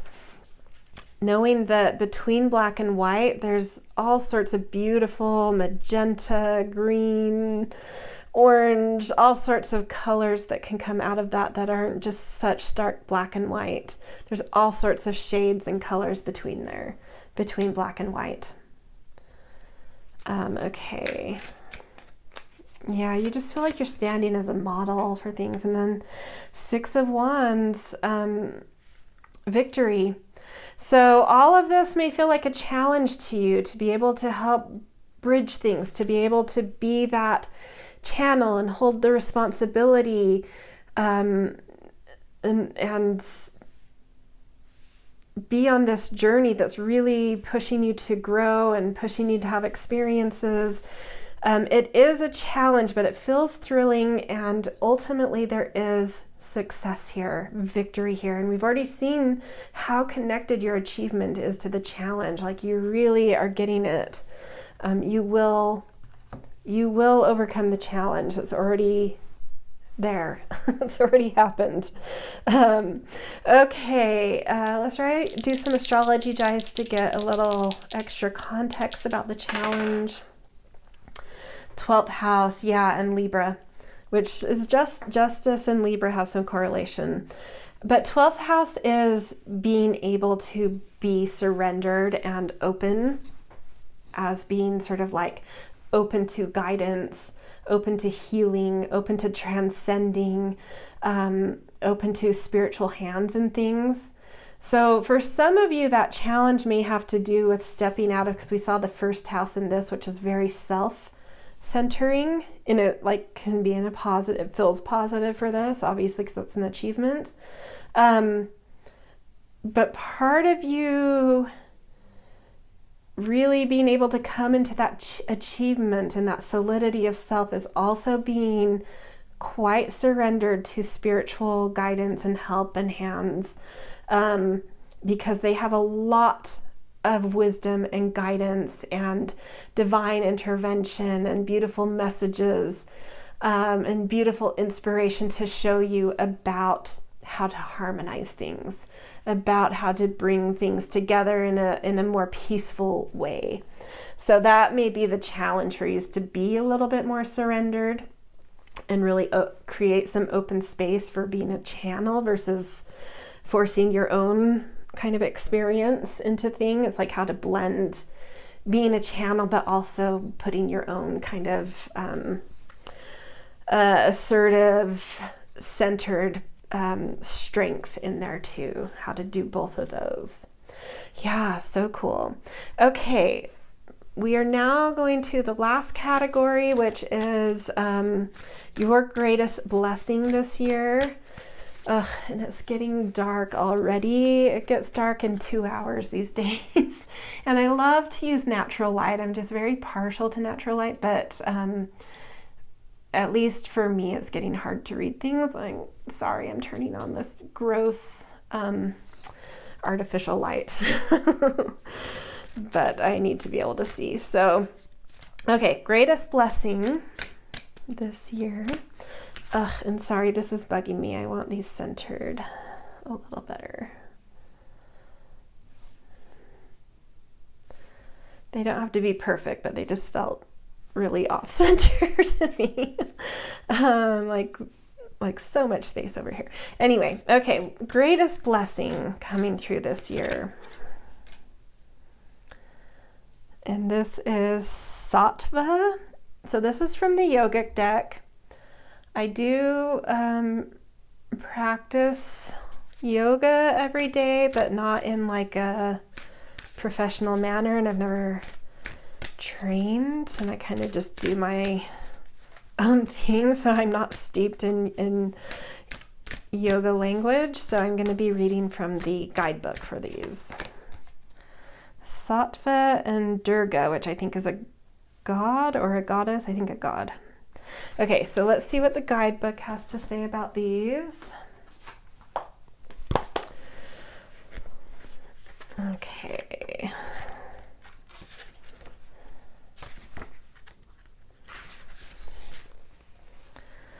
Oh boy, I think I'm gonna need, oh, my other lights aren't plugged in. That's okay, I'll make do. I might have to use this candle though. Okay, so Sattva, is that what it was? Yeah, Sattva. 37.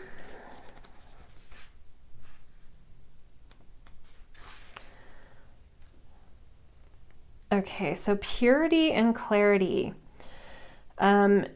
You have let go of the things that were holding you back and are reaching deeper levels of clarity.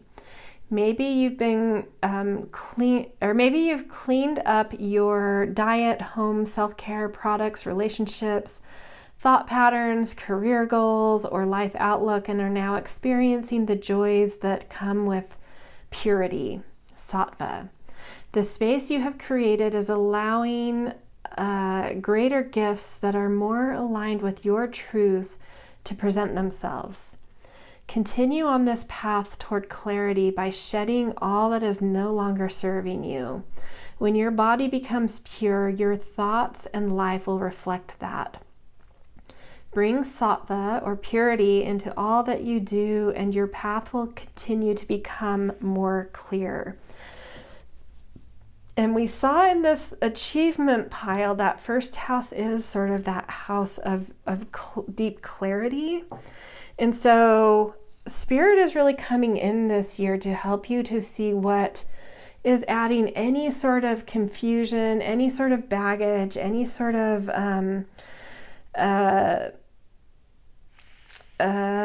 lifestyle habits that are clogging those up. Things you've grown out of that are clogging that up, old perceptions, old views of yourself. Spirit is really blessing you with clarity of what needs to go in order to be more clear, in order to be more light and present and open. I feel like this is like a big eye in the sky that is blessing you with clear perception, blessing you with what is with clear perception to see what is blocking you from having further clear perception. So really doing some work of just getting rid of anything in your life that's now has an energy of heaviness, baggage, toxicity, any of it. It's gone. You need to be in your strength this year.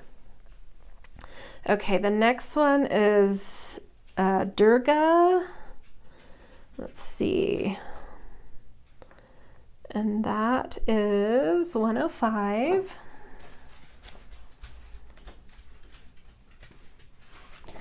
Okay, Durga. Oh, it's a goddess of inner strength and protection. I love that inner strength coming in. I'm feeling it for you guys. Are you exhibiting great strength in the face of things that would make others, including former versions of yourself, crumble? Wow, that feels right for you guys where you're going this year. Durga, the warrior goddess, is with you, carrying her bow and arrow, sword, trident, lotus, thunderbolt, golden discus, and conch. You are embodying her fierce strength and loving protection. You have overcome major hardships with your willpower and will continue to leap over any challenges that confront you. Call upon Durga Ma whenever you need an extra ounce of strength. And now my dog is creating some turbulence. Hold on one second while I take away this bag that he's decided to destroy because he wants the paper. Sorry, it was too noisy. Sorry, Orby. Okay. Yeah, I mean, this is absolutely like Spirit is totally helping you to Orby. Look at that. Oh, go get it. Okay. Sorry. Dog distractions. I'm sorry if you guys can hear that. I don't know what to do about him. He wants a walk is the problem.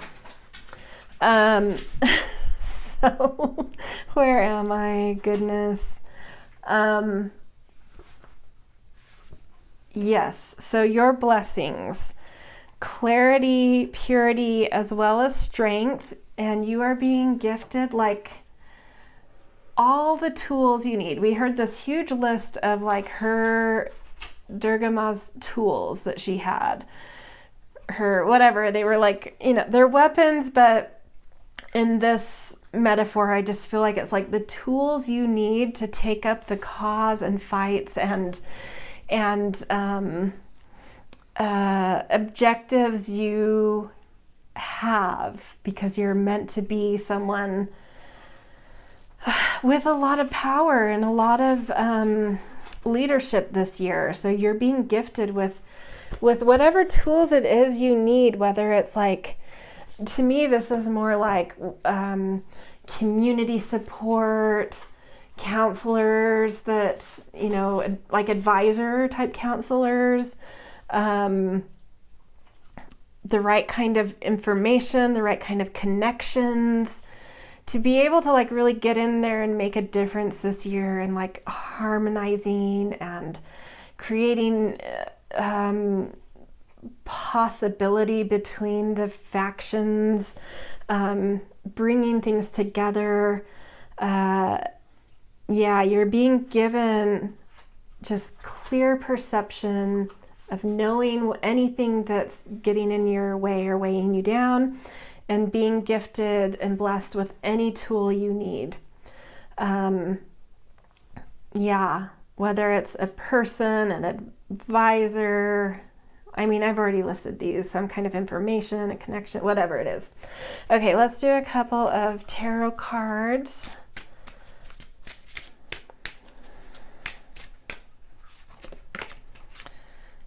The Fool.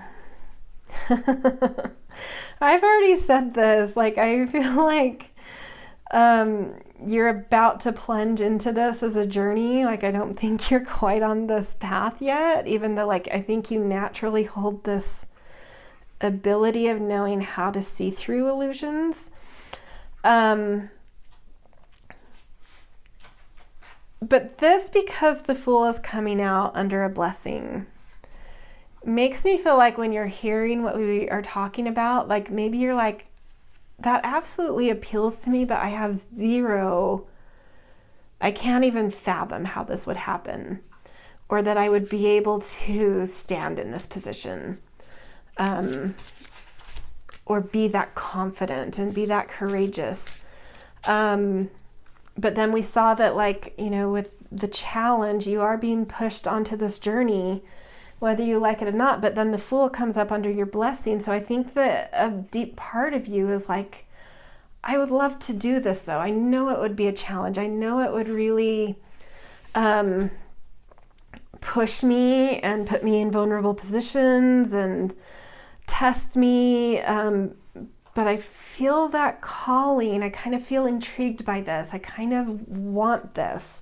And you're being, and it's because you have that like inner stirring that you're being blessed with that opening to leap, with a certain impulse that will come with like the right thing to leap at,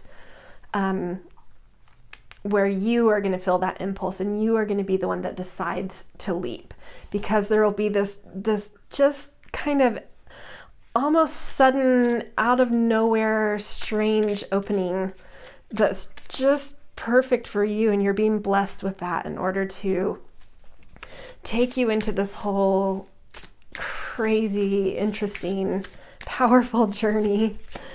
And then we've got Judgment.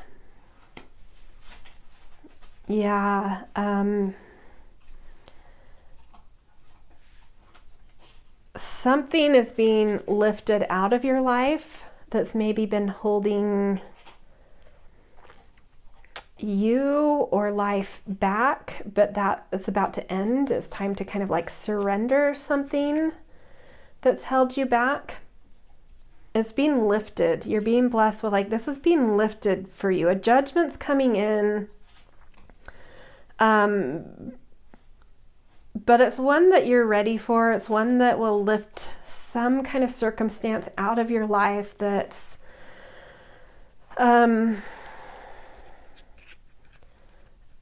just ready to go. I don't know if it's been, for some of you, it's like something that's been holding you back or down, but for some of you, it's just like something that's now just feels like baggage, even if it was great or good. But there's something, I think all of you feel like a weight. It's like, yeah, I'd love to take that leap. I want to feel like that woman leaping, but I feel this weight in my life, being held back by something. Insecurity, a circumstance, opportunity, whatever it is, but whatever that is being lifted. And that is giving you that potentiality to leap when you will be blessed with that just really designed for you kind of opportunity. Okay, I also want to, where did that deck go? Do a goddess card for you guys, and then we'll do the astro dice to end. So Hestia, home.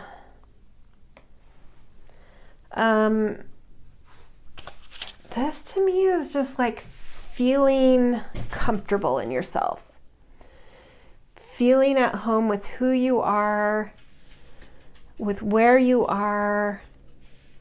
Comfort in self brings confidence in self. So something's taking place. And then we also have 22 here, which is a master builder.